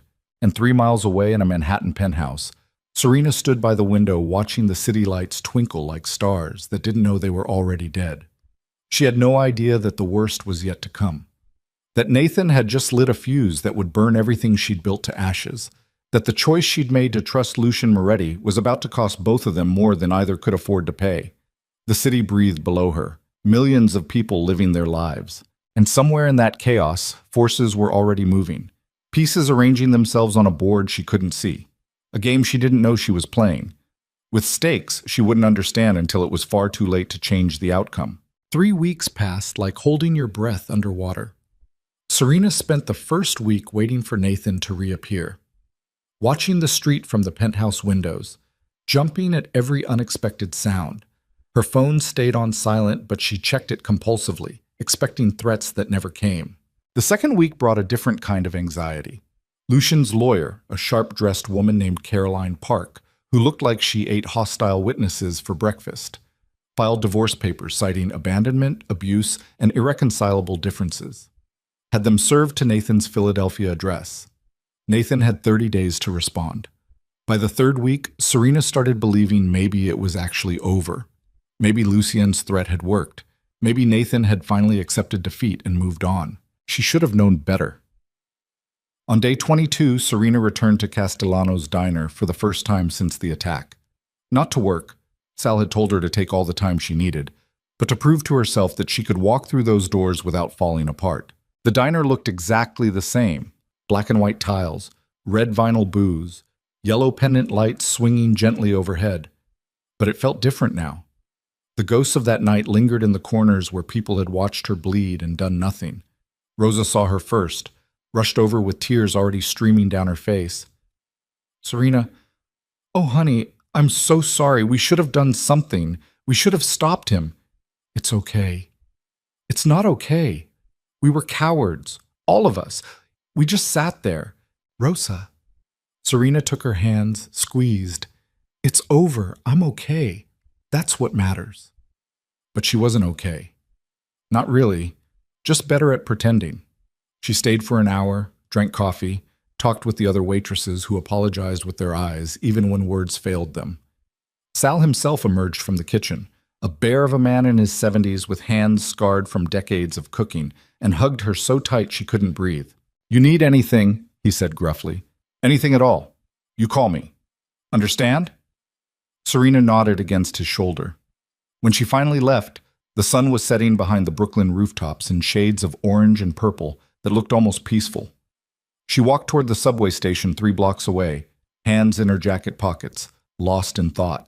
She didn't notice the car following her, didn't see the 3 men who'd been waiting outside the diner for exactly this moment, didn't realize she'd made a critical mistake until someone grabbed her from behind and a hand clamped over her mouth, cutting off her scream before it could escape. They dragged her into an alley in less than 5 seconds. Fast, professional, practiced. Serena thrashed, trying to remember the self-defense techniques she'd watched on YouTube, but her body forgot everything under the surge of pure terror. One man held her arms, another kept his hand over her mouth. The third stood in front of her holding a phone up like he was recording. Stop fighting. The one with the phone spoke calmly, almost bored. We're not here to hurt you, just delivering a message. Serena's eyes went wide, tried to scream against the hand covering her mouth, only managed muffled sounds that wouldn't carry past the alley. Lucien Moretti thinks he can protect you, thinks putting you in a fancy apartment makes you untouchable. The man tilted his head. He's wrong. You're a loose end, a weakness, and we don't like weaknesses. He stepped closer, close enough that Serena could see the tattoo on his neck, some kind of family crest she didn't recognize. So here's what's going to happen. You're going to stop seeing Lucien, stop living in his property, stop being his problem. You're going to disappear the way you're good at disappearing. And if you don't, he turned the phone around, showing her the screen. Photos of the penthouse building, of Serena leaving Castellano's earlier, of her walking down the street completely unaware she was being watched. We know where you sleep, where you eat, where you go. And next time we won't be so polite about delivering messages. Understand? Serena couldn't nod with the hand over her mouth, could barely breathe. The man with the phone smiled. Good talk. Then they let her go. Just released her and walked away like they'd been discussing weather instead of threats. Serena collapsed against the alley wall, gasping for air, her whole body shaking so violently she thought she might actually fall apart. They didn't hurt her, didn't need to. The message was clear enough. She pulled out her phone with trembling hands. Called Lucien. He answered before the second ring. Serena. They grabbed me. The words tumbled out in a rush. 3 men, outside Castellano's. They said I'm a weakness and I need to leave you alone, or they'll... She couldn't finish. Just sobbed into the phone while pedestrians walked past the alley entrance, oblivious to the girl breaking down 10 feet away. Where are you? Lucien's voice went cold and sharp. She told him. Don't move. I'm coming. He arrived in 7 minutes. The Mercedes screeched to a stop at the alley entrance, and Lucien was out and running before the engine even stopped. He found Serena huddled against the wall, arms wrapped around herself, face streaked with tears and snot and the ugly reality of fear.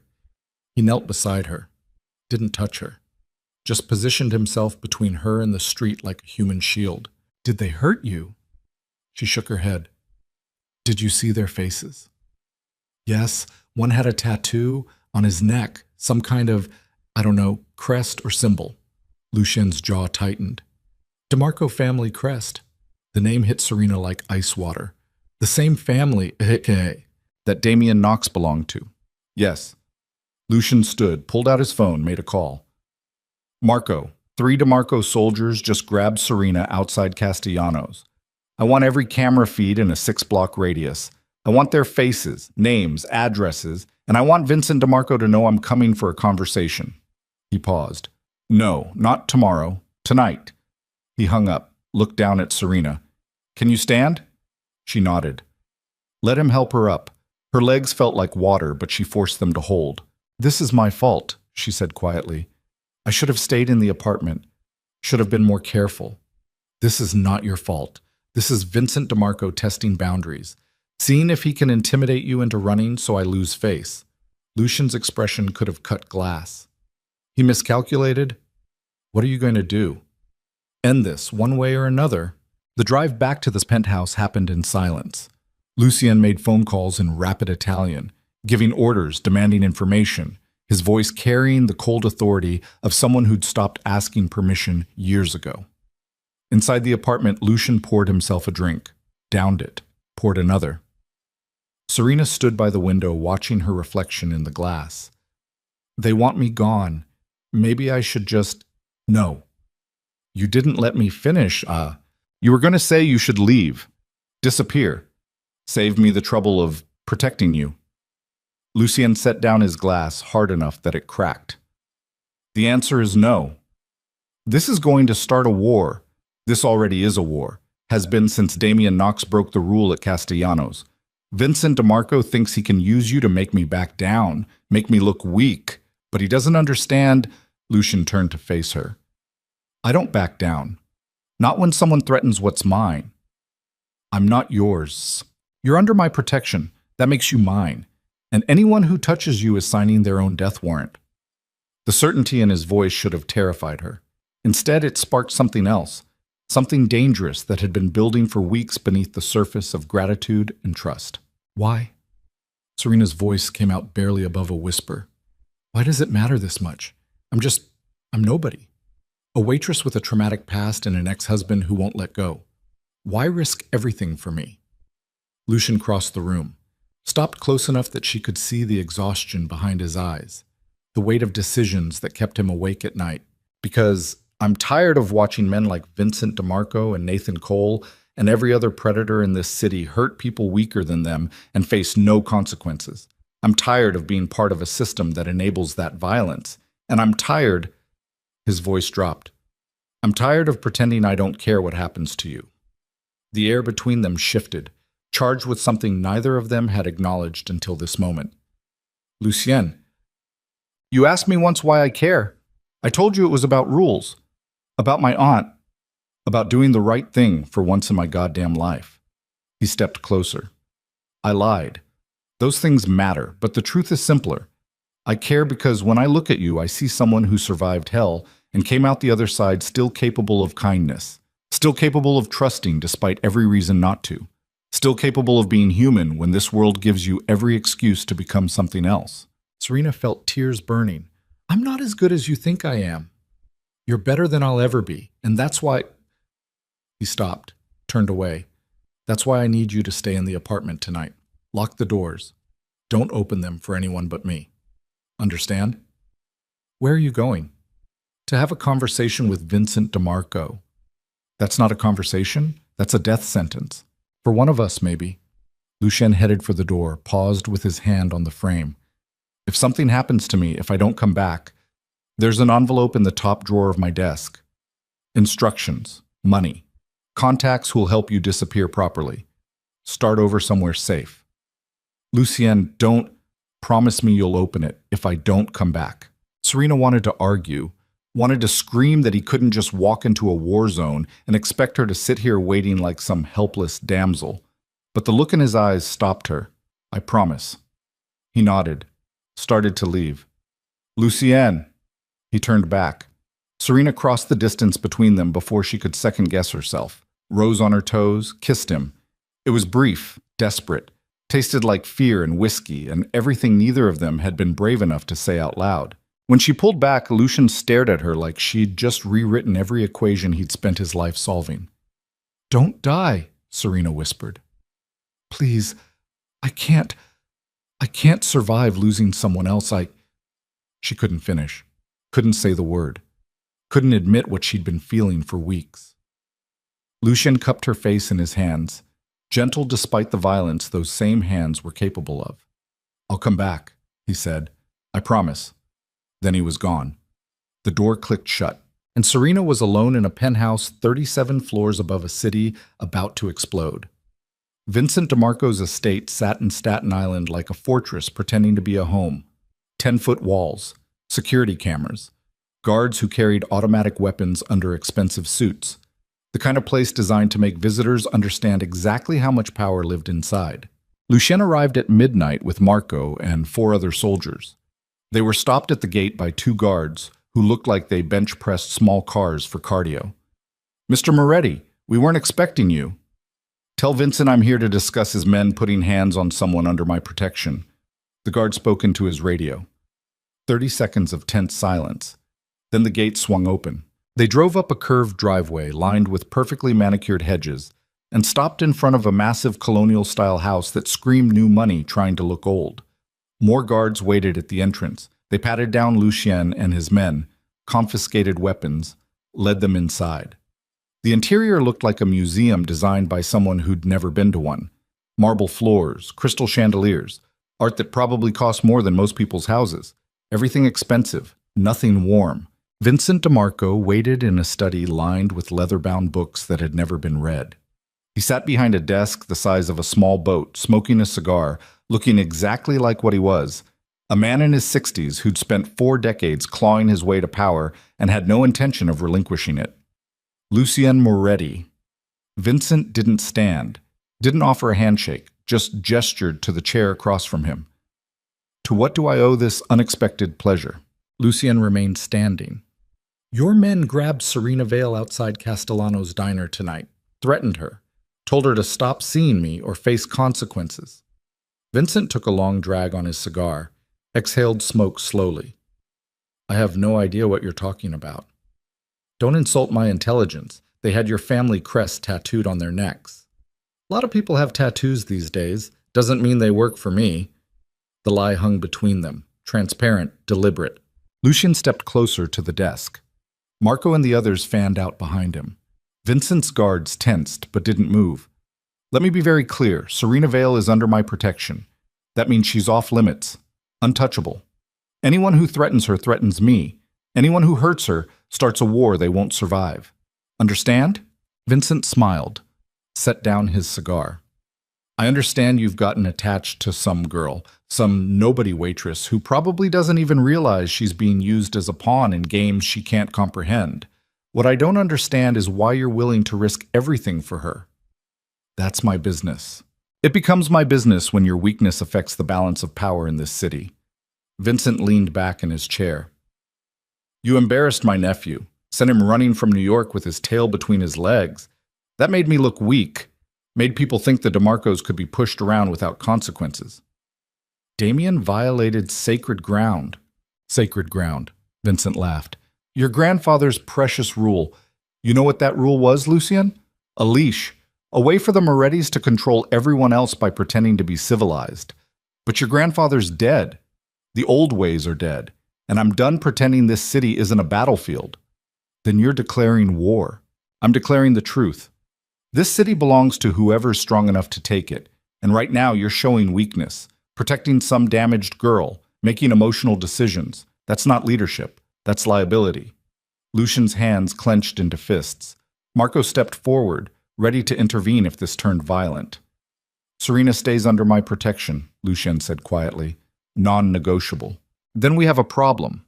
Vincent stood, walked around the desk, stopped 5 feet from Lucien. "Because I can't let your weakness become my exposure. So here's what's going to happen. You're going to end whatever this thing is with the girl. Send her away. Show everyone you're still the cold, calculating leader we all respect. Or," he paused, I'll end it for you. Is that a threat? It's a professional observation. Girls like Serena Vale, they're vulnerabilities. And vulnerabilities get exploited. So either you cut her loose or someone else will. And when that happens, the blood will be on your hands for not protecting her the only way that actually works, which is letting her go. The room fell silent. Both men stared at each other across 5 feet of expensive carpet, each waiting for the other to blink first. No, Lucian said finally. Vincent's expression hardened. Then you're choosing her over your empire. I'm choosing to do what's right over what's easy, something you've never understood. What's right? Vincent's laugh came out bitter. You really believe that? You think protecting one broken girl makes up for all the blood on your hands? All the lives you've destroyed building your little kingdom? No, but it's a start. It's suicide. Vincent walked back to his desk, sat down, picked up his cigar. Leave my house, Lucien, before I forget we're supposed to be civilized. Lucien turned to go, stopped at the door. Vincent, if anyone, and I mean anyone, touches Serena again, I won't come here for a conversation. I'll come with fire. And when the smoke clears, your entire organization will be ashes. That's not a threat. That's a promise. Duly noted. Vincent didn't look up from his cigar. Give my regards to your girlfriend, while she's still breathing. They left the estate with more guards watching than had been there when they arrived, got into the Mercedes, drove in tense silence until they were 3 blocks away. Then Marco spoke. That went well. Shut up. I'm just saying, threatening Vincent DeMarco in his own house. That's bold. Stupid, but bold. Lucien stared out the window at the Staten Island streets rolling past. He's not going to back down. No, he's going to escalate, probably soon. Marco glanced at him. You sure the girl's worth it? Don't call her the girl. Serena, whatever. You sure she's worth starting a war over? Lucien thought about Serena sitting in that penthouse waiting for him. Thought about the way she'd kissed him, like he was the last solid thing in a world made of quicksand. Thought about the fear in her eyes when she talked about Nathan, the resilience beneath the trauma. Yeah, he said quietly. She is. Then we're going to need more men, more guns, and a hell of a plan. They drove back to Brooklyn while Lucien made phone calls mobilizing resources. By the time they reached the penthouse, he had 20 soldiers on standby and 3 different safe houses identified in case evacuation became necessary. He took the elevator up alone, unlocked the door expecting to find Serena asleep. Instead, she sat on the couch fully dressed, eyes red from crying, holding her phone like it was a live grenade. What happened? Serena looked up. Her face was a mask of devastation. Nathan called 10 minutes ago. Lucien's blood went cold. What did he say? That he knows I'm living here, that he's been working with the DeMarcos, that they're planning something for tomorrow night. Her voice shook. He said if I don't come back to him, they're going to kill you, and it'll be my fault because I should have just stayed away in the first place. The pieces clicked into place with sickening clarity. Nathan had gone to Vincent, offered information, created an alliance based on mutual hatred of Lucien Moretti. Son of a bitch! Lucien pulled out his phone, called Marco. Get everyone to Castellanos, now. DeMarcos are planning something. I don't know what, but... Boss. Marco's voice came back tense. You need to see this. See what? Turn on the news, Channel 7. Lucien grabbed the TV remote, flipped to Channel 7. A news anchor stood in front of Castellano's diner. Behind her, the building was engulfed in flames. Fire trucks surrounded it. Firefighters sprayed water that seemed to do nothing against the inferno consuming 60 years of history. The anchor's voice cut through the shock. Officials say the fire started around midnight. No casualties reported as the diner was closed, but investigators suspect arson. The owner, Sal Castellano, told reporters this historic establishment has been a Brooklyn landmark for over 6 decades. Lucien's phone rang. Unknown number. He answered. Vincent DeMarco's voice poured through the speaker. That's what happens to sacred ground when it's not properly protected. Tomorrow night, we're coming for your other sacred places. Starting with the girl. Sleep well, Lucien. The line went dead. Serena stared at the TV screen where Castellano's diner, the place where they'd met, where she'd been attacked, where everything had started, burned like a funeral pyre for the old ways. They're going to kill me, she whispered. To hurt you. Lucian turned off the TV, crossed to her, pulled her to her feet. Listen to me. Tomorrow night, you're going to stay here, locked in, with Marco and 10 armed guards between you and anyone who tries to get through that door. Understand? What are you going to do? I'm going to end this, one way or another. By doing what? By giving Vincent DeMarco exactly what he wants. A war. Lucian's expression was carved from stone. And when it's over, either he's dead or I am. But you... He gripped her shoulders gently. You're going to survive. That's non-negotiable. I don't want to survive if you're dead. The words hung between them. Lucien pulled her close, held her like she was the only real thing in a world made of smoke and mirrors. Then I guess I better not die. Outside the windows, sirens wailed as more fire trucks raced toward the burning diner. The city glowed orange and red against the night sky. And somewhere in the chaos, forces were mobilizing for a confrontation that would reshape Brooklyn's criminal landscape forever. Lucien held Serena and made calculations in his head. Men, weapons, strategies, weaknesses to exploit, strengths to leverage. He'd spent his entire life preparing for war, but he'd never had something worth losing before. That changed everything. And as the diner burned and the city held its breath, Lucien Moretti made a decision that would define the rest of his life, however long that turned out to be. He would protect Serena Vale, even if it cost him everything, even if it meant becoming the monster he'd spent years pretending he wasn't, even if it meant burning the entire city down around them, because some things were worth fighting for, and she was one of them. The night stretched on. The fire burned itself out around 3 a.m., leaving nothing but blackened walls and the ghost of what had been. Serena fell asleep on the couch around 4, exhausted from fear and adrenaline crashes. Lucien sat by the window watching the sunrise paint the city in shades of gold and blood. Tomorrow night would bring violence, death, the end of one world and the beginning of another. He was ready, or at least he told himself he was, because ready or not, the war was coming. And there was no turning back now. The day before the war felt like standing at the edge of a cliff, watching the ground crumble beneath your feet. Serena woke up on this couch with sunlight burning through the penthouse windows, and Lucien standing by the glass, phone pressed to his ear, speaking in rapid Italian that sounded like orders being given to soldiers preparing for battle. He'd been making calls for hours. She could tell by the exhaustion carved into his face, the coffee cup abandoned on the side table, the tension radiating from his shoulders. When he finally hung up, he turned and saw her awake. Something flickered across his expression, relief mixed with regret, like he was glad she was alive, but sorry she had to be alive for this. How long have you been up? Serena asked. Didn't sleep. Lucien, I need you to listen very carefully to what I'm about to say. He crossed to her, knelt down so they were eye level. Tonight, the DeMarcos are coming. I don't know when exactly. I don't know how many, but they're coming. And when they do, this apartment becomes a war zone. Serena's stomach clenched. Then we leave.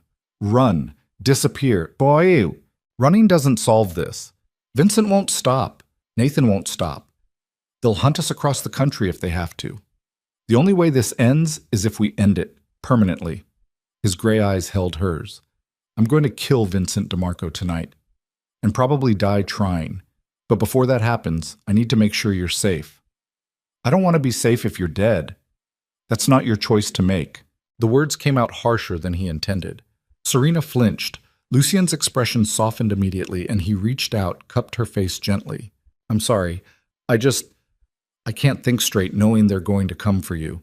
That every second you're breathing is another second Vincent can take you away from.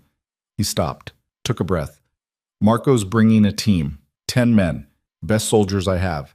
They're going to fortify this apartment, guard you, and no matter what happens out there, you stay inside, locked in, until it's over. And if you don't come back, then Marco has instructions to get you out of the city, out of the country if necessary. New identity, new life, everything you need to disappear properly this time. Serena felt tears burning. I don't want a new life without you in it. Lucien pulled her close, pressed his forehead against hers. For a long moment they just breathed together, holding on to each other like drowning people clinging to wreckage. If I could change what I am, he whispered. If I could be someone who didn't bring violence to everyone I touch, I'd do it for you, in a heartbeat. I don't want you to change. I just want you alive. I know. I'm going to try. Marco arrived an hour later with enough firepower to start a small revolution. Serena watched from the bedroom doorway as men she didn't recognize transformed the penthouse into a fortress, reinforced the door, positioned themselves at strategic points, checked weapons with the casual efficiency of people who'd done this 100 times before. Marco himself, broad-shouldered, scarred, loyal to Lucian in a way that transcended employment, found Serena in the bedroom and spoke quietly. Boss told me to keep you safe. That's what I'm going to do, no matter what. His voice carried absolute certainty. You stay in this apartment. Don't open the door for anyone but Lucian or me. If shooting starts, you get in the bathtub. Porcelain stops bullets better than drywall. Understand? Serena nodded numbly. Good. We're going to get through this. Lucian's the smartest, most dangerous son of a bitch I've ever known. If anyone can end Vincent DeMarco and walk away, it's him. But Marco's eyes told a different story. He thought Lucien was going to die tonight. They all did. By evening, the apartment had settled into tense silence. Guards positioned, weapons loaded, everyone waiting for violence that felt inevitable as sunrise. Lucien found Serena standing by the bedroom window, watching the city lights flicker on across Manhattan. He approached slowly, giving her space to turn away if she wanted. She didn't. I need to go soon, he said quietly. I know. There's something I need to tell you first. Something I should have said weeks ago. Serena turned to face him. His expression carried the raw vulnerability of someone who'd spent their entire life hiding behind armor and had finally decided to take it off. When I saw you bleeding on that diner floor, something broke open inside me. Something I'd kept locked down for years because feeling anything in this life is dangerous. It makes you weak, makes you vulnerable, makes you... He stopped, started again. I told myself I was protecting you because it was the right thing to do. Because of my aunt. Because of rules and honor and all the bullshit justifications I could create. But the truth is simpler and more terrifying. What truth? I'm in love with you. The words landed like stones dropped into still water, ripples spreading outward, changing everything. I love you, Lucian continued. I love your strength, your resilience, the way you keep getting up no matter how many times this world knocks you down. I love that you see the monster I am and somehow still look at me like I'm worth saving. And I love... His voice cracked. I love that for the first time in my entire goddamn life, I feel like maybe I'm more than just the violence I was born into. Serena's tears fell freely now. Lucien, I know the timing is shit. I know telling you this right before I walk into a fight I might not survive is selfish. But I needed you to know. Needed you to understand that if I die tonight, I die for something that actually matters. For someone who makes this brutal, bloody life feel like it might have been worth living after all.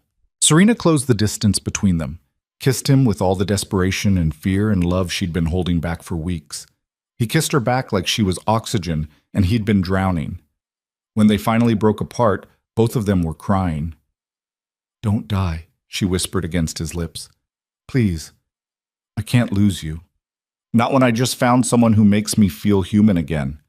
I'll fight like hell to come back to you. That's all I can promise. Then promise me something else. Anything. Promise that if you do come back, if we both survive this, we'll leave. Together. Walk away from all of this. Build something new somewhere the past can't follow us. Lucian pulled back slightly, searched her face. You do that? Leave everything behind? I've done it before. But this time I wouldn't be running alone. This time I'd be running towards something instead of away from it. She touched his face, memorizing the angles and scars and the way he looked at her like she was the only real thing in a world made of smoke. So promise me, no matter what happens tonight, if we survive, we leave. I promise. They held each other until Marco knocked on the door with the quiet urgency of someone who knew time was running out. Boss, we need to move. Lucien kissed Serena one last time, soft, gentle. Then he pulled away and walked toward the door where death waited with open arms. At the threshold, he turned back. I love you, Serena Vale. I love you too. Then he was gone, and Serena was left alone with 10 armed guards and the crushing weight of waiting to see if the man she loved would survive the night. Vincent DeMarco's plan was elegant in its brutality. While Lucien mobilized his forces expecting an attack on the penthouse, Vincent sent teams to 3 other Moretti properties simultaneously: a warehouse in Red Hook, a social club in Bensonhurst, an apartment building in Bay Ridge where Lucien's sister Angela lived. Diversionary tactics: split Lucien's resources, force him to choose which locations to defend, create chaos and confusion while the real attack happened somewhere he wouldn't expect: Castellano's diner, or what was left of it. The burned-out shell still stood on Mercer Street, blackened walls, collapsed roof, crime scene tape fluttering in the evening wind. No one had been back since the fire. No one had any reason to. Except Vincent knew Lucy.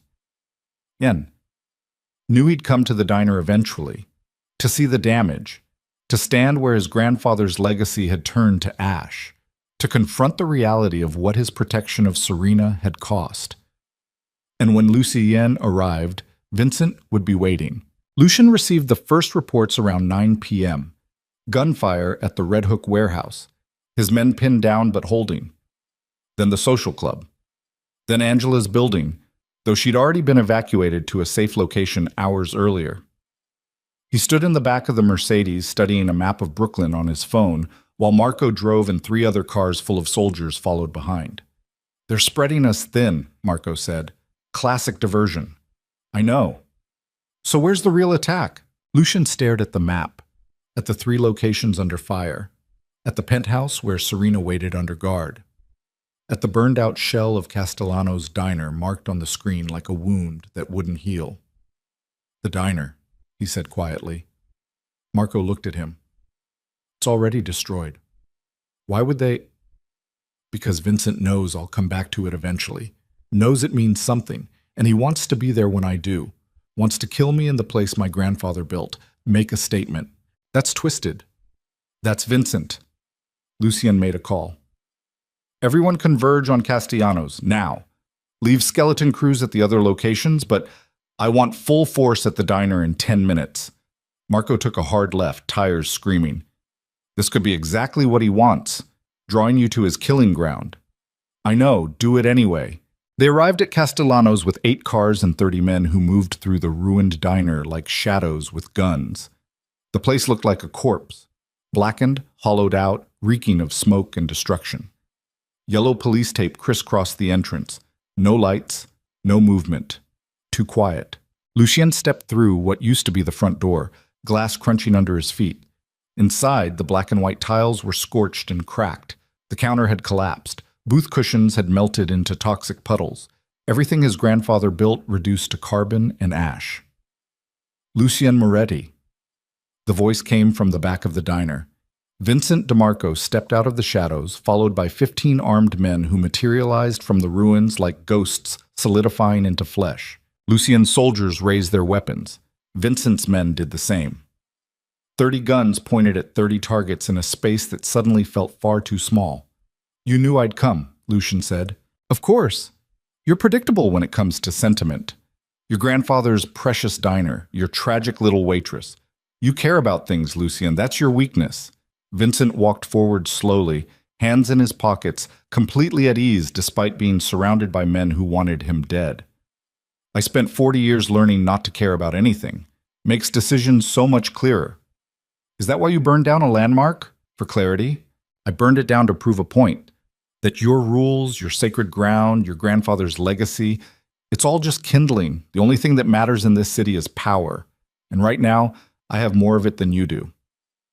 "You sure about that?" Vincent smiled, gestured around at the burned diner. "Your empire is crumbling. Your men are scattered across Brooklyn fighting fires. Your sister is in hiding, and your girlfriend—" He paused for effect. "She's sitting in a penthouse guarded by 10 men who won't be enough when I decide to take her." Lucien's finger moved to his trigger. Marco stepped forward, ready to start the war right here, but Vincent raised his hand. "Before we all die in this shithole, I want to give you one last chance. Walk away. Give up the girl. Acknowledge that I run this city now. Do that, and your people live. Your sister stays safe. You get to keep breathing. All you have to do is let Serena Vale go. No. No? Vincent's expression hardened. You'd rather die for her than live without her? Yes. That's pathetic. That's love. Lucien lowered his gun slightly, not surrendering, just shifting the conversation from violence to something more dangerous. Truth. You spent 40 years learning not to care. Congratulations. You're powerful, untouchable, and completely alone. When you die, and you will die, probably tonight, no one will mourn you. No one will remember you as anything other than another gangster who killed enough people to call himself king for a while. Is that really the legacy you want? Vincent's smile vanished. Spare me the philosophy. It's not philosophy. It's reality.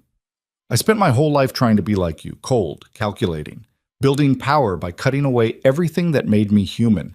And you know what that got me? Nothing. Just an empty penthouse and a reputation that terrified everyone, including myself. Then I met Serena. And for the first time I understood what my grandfather was trying to build with this place. Not just neutral ground, but proof that we could be more than our worst impulses. That we could protect something fragile and beautiful in the middle of all this darkness. And look how that turned out. Vincent gestured at the ruins. Your protection meant nothing. Your precious diner is ash. And that girl you love? She's next. The gunshot came from nowhere. One of Vincent's men dropped, blood spreading across his chest. Then chaos. Muzzle flashes lit the darkness like lightning. The sound of gunfire in the confined space was deafening, a continuous roar that made thinking impossible. Lucien dove behind the remains of the counter while bullets chewed through what was left of the diner's walls. Marco appeared beside him, breathing hard. We're outnumbered. I know. Call for backup. Already did. 5 minutes out. 5 minutes might as well have been 5 hours. Lucien risked a glance over the counter, saw 3 of his men down, saw Vincent retreating toward the kitchen, protected by a wall of soldiers, saw the diner being destroyed for the second time in as many days. Then he saw something that made his blood freeze. Nathan Cole, standing in the doorway with a gun, looking lost and terrified, but also determined in the way desperate people get when they've already lost everything. Their eyes met across the chaos. Nathan raised his weapon. Lucien was faster. The first shot hit Nathan in the shoulder, spinning him sideways. The second caught him in the chest. He collapsed in the doorway, blood pooling beneath him on the same tiles where Serena had bled months ago. Lucien felt nothing. No guilt, no triumph, just the cold efficiency of eliminating a threat. But the distraction cost him. Vincent's voice cut through the gunfire. Take Moretti alive. I want him breathing when I put a bullet in his head. Hands grabbed Lucien from behind. He fought, broke free, put 2 rounds into the nearest attacker. But more came. Too many. They swarmed him, dragged him down, pinned him against the scorched floor. Marco screamed something, a warning or a battle cry, but more gunfire drowned it out. Then silence. Not real silence, just the sudden absence of shooting that felt louder than the chaos before it. Ringing ears, smoke, the smell of cordite and blood. Lucien found himself on his knees with a gun pressed to the back of his head. Around him, his surviving men were in similar positions, 8 of them left out of 30, the rest dead or dying. Vincent walked over slowly, stood in front of Lucien, smiled. I told you, predictable. Lucien looked up at him. You won. Congratulations. Now what? Now I make an example. Show this city what happens to people who challenge me. Vincent pulled out his own gun, pressed it against Lucien's forehead. Any last words? Yeah, you forgot something. What's that? I'm not the one you should be worried about. The gunshot came from the doorway. Vincent staggered, blood spreading across his side. He turned, raising his weapon toward the source of the shot. Serena stood there, holding a gun with both hands, trembling so badly she could barely aim. She'd left the penthouse, somehow gotten past Marco's guards, somehow found a weapon, somehow made it to the diner just in time to save Lucien's life. She fired again. Missed. Vincent's men swung their weapons toward her. Lucien used the distraction, twisted away from the gun at his head, grabbed the wrist holding it, broke the arm at the elbow. The man screamed. Lucien took his gun and started shooting. 3 rounds, 3 bodies. Marco and the others followed Lucien's lead, broke free. fought back with the desperate ferocity of men who knew this was their last chance. The diner erupted into close-quarters combat, fists and bullets and broken bones. Vincent tried to reach Serena, but Lucien tackled him, and they went down hard on the ruined floor. They fought like animals. No technique, no strategy. Just two men trying to kill each other with whatever they could grab. Vincent got his hands around Lucien's throat. Lucien drove his thumbs into Vincent's eyes. Vincent screamed, "Let go!" Scrambled for a weapon, found one, aimed at Lucien's head. The gunshot echoed through the diner. But it wasn't Vincent who pulled the trigger.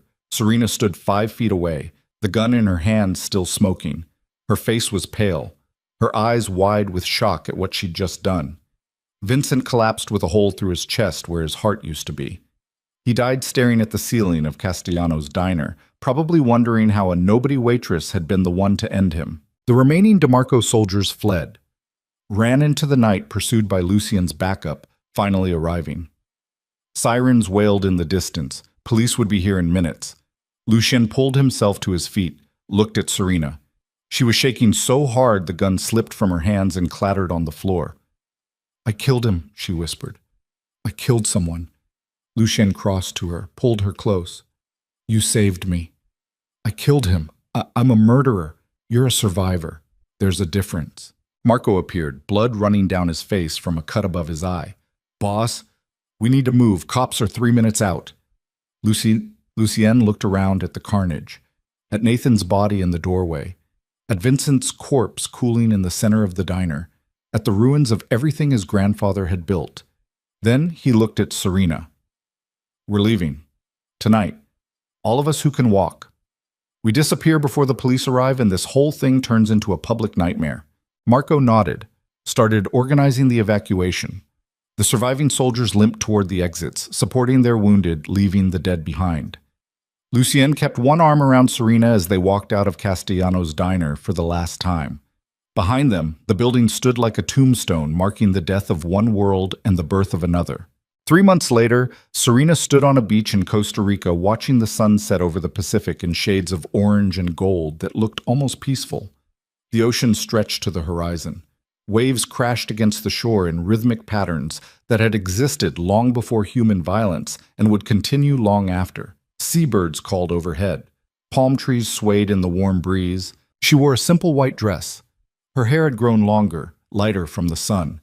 The scars on her face had faded to thin silver lines you'd only notice if you were looking for them. Behind her, a small house sat nestled between the jungle and the beach. Nothing fancy, just wood and stone and open windows that let the ocean breeze flow through. A place they'd bought with the last of Lucien's hidden money. A place where no one knew their names or their history. Footsteps in the sand behind her. Lucien appeared, carrying 2 bottles of beer frosted with condensation. He handed her one. They stood side by side watching the sunset without speaking. He looked different too. Lighter, somehow. The constant tension that had lived in his shoulders for years had eased. He wore simple clothes, jeans, a white t-shirt, no expensive suits or weapons hidden under tailored jackets. His hair had grown out slightly. He'd stopped shaving every day. He looked human, not a crime boss, not a killer, just a man watching a sunset with the woman he loved. "Marco called," he said finally. "Everything's settled. The DeMarcos fell apart after Vincent died. His lieutenants turned on each other fighting for control. My sister took over my old operations. She's doing well. Sends her love." "Will she be safe?" "Angela's smarter than I ever was. She'll be fine." He took a long drink of beer. The divorce papers came through too. Nathan's family signed everything. "You're legally free." Serena closed her eyes, felt the weight of that word. Free. She'd spent so long running that she'd forgotten what it felt like to stop, to breathe, to exist without constantly looking over her shoulder. "Do you miss it?" she asked. "The power, the empire, being someone people feared." Lucien considered the question seriously. "Sometimes, when I wake up at 3 a.m. and can't sleep, I miss the clarity, the simple math of power and control, but then I look at you sleeping beside me and remember why we left, and I don't miss it at all anymore." "What do you miss then?" "Castellano's, the diner. Not as it was at the end, but—" He paused. "I miss what it represented. The idea that we could be better than our worst instincts, that neutral ground could exist. Serena leaned against him.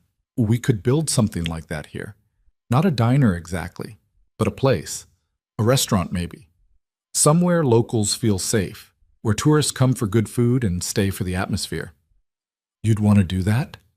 I've been thinking about it. I know how to wait tables. You know how to run a business even if it's not the kind of business you ran before. We could start small, build something together, something clean. Lucian wrapped his arm around her shoulders, kissed the top of her head. I like that idea. A lot. They finished their beers as the sun touched the horizon. The sky turned deeper shades of red and purple. Stars began appearing overhead like pinpricks in dark fabric. Do you think we'll ever stop looking over our shoulders? Serena asked quietly. Will we ever really feel safe? I don't know. Probably not completely, but maybe that's okay. Maybe safety isn't about never feeling afraid. Maybe it's about building a life worth protecting despite the fear. When did you become a philosopher? Since I fell in love with someone who makes me want to be more than I was. Serena turned in his arms, looked up at his face silhouetted against the dying light. I love you. I love you too. They kissed as the sun disappeared below the horizon. The world went dark for just a moment before the stars and moon took over, providing a different kind of light. Softer, gentler, the kind of light you could build a life around. 6 months after that, they opened a small restaurant called Vales. A simple place.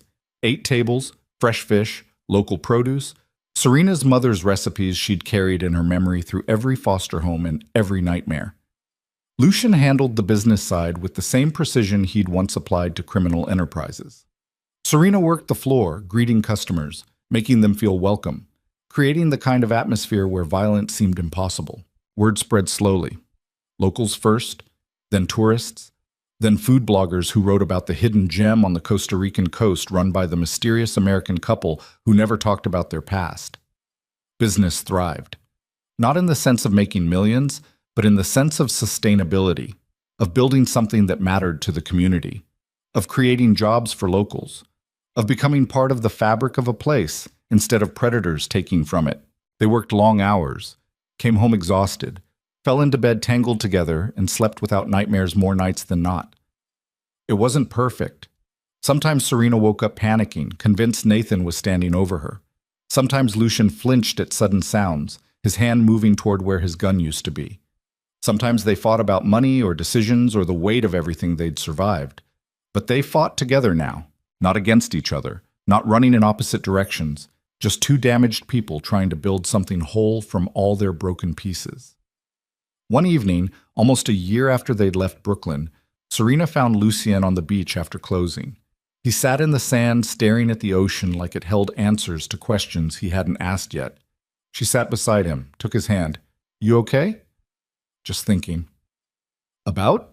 About my grandfather, about Castellanos, about everything we left behind. He squeezed her hand. Do you think he'd be disappointed? That I ran instead of fighting? That I gave up the empire? Serena considered this seriously. I think he'd understand. He built that diner as neutral ground because he was tired of violence, tired of watching people destroy each other. Maybe walking away wasn't giving up.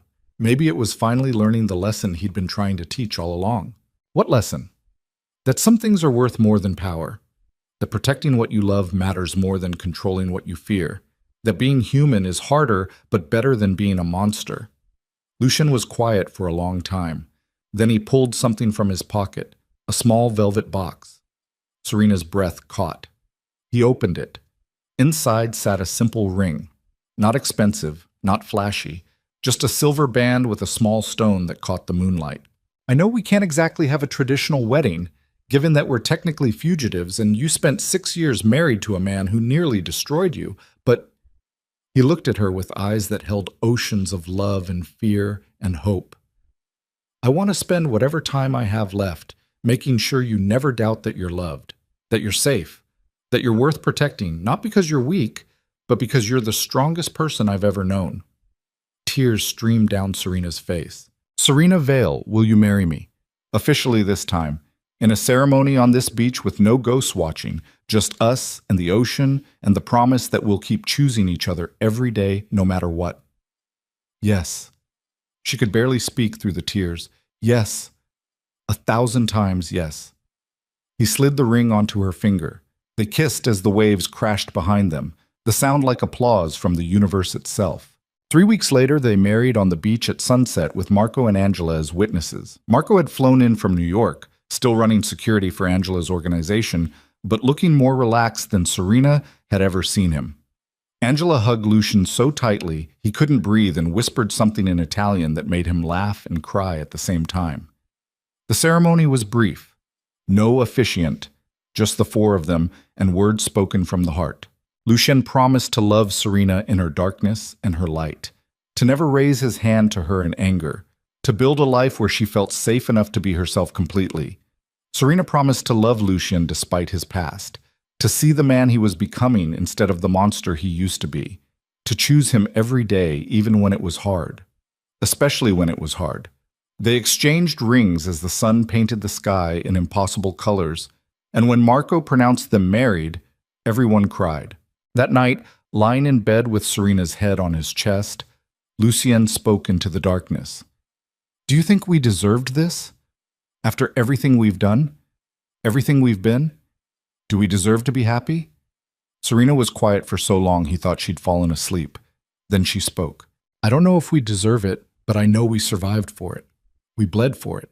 We walked through hell and somehow came out the other side still capable of love. Maybe that's not the same as deserving. Maybe it's better. Maybe it means we earned it through every scar and every nightmare and every choice to keep breathing when giving up would have been easier. I like that answer. Good, because it's the only one I've got.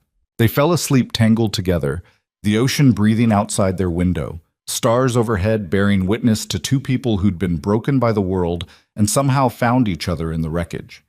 Years passed. The restaurant grew. They hired more staff, expanded the menu, became known not just for the food but for the way they treated employees, with respect and fair wages and the understanding that everyone had a story, everyone was running from something, everyone deserved a chance. They never had children. The weight of their past felt too heavy to pass on to another generation.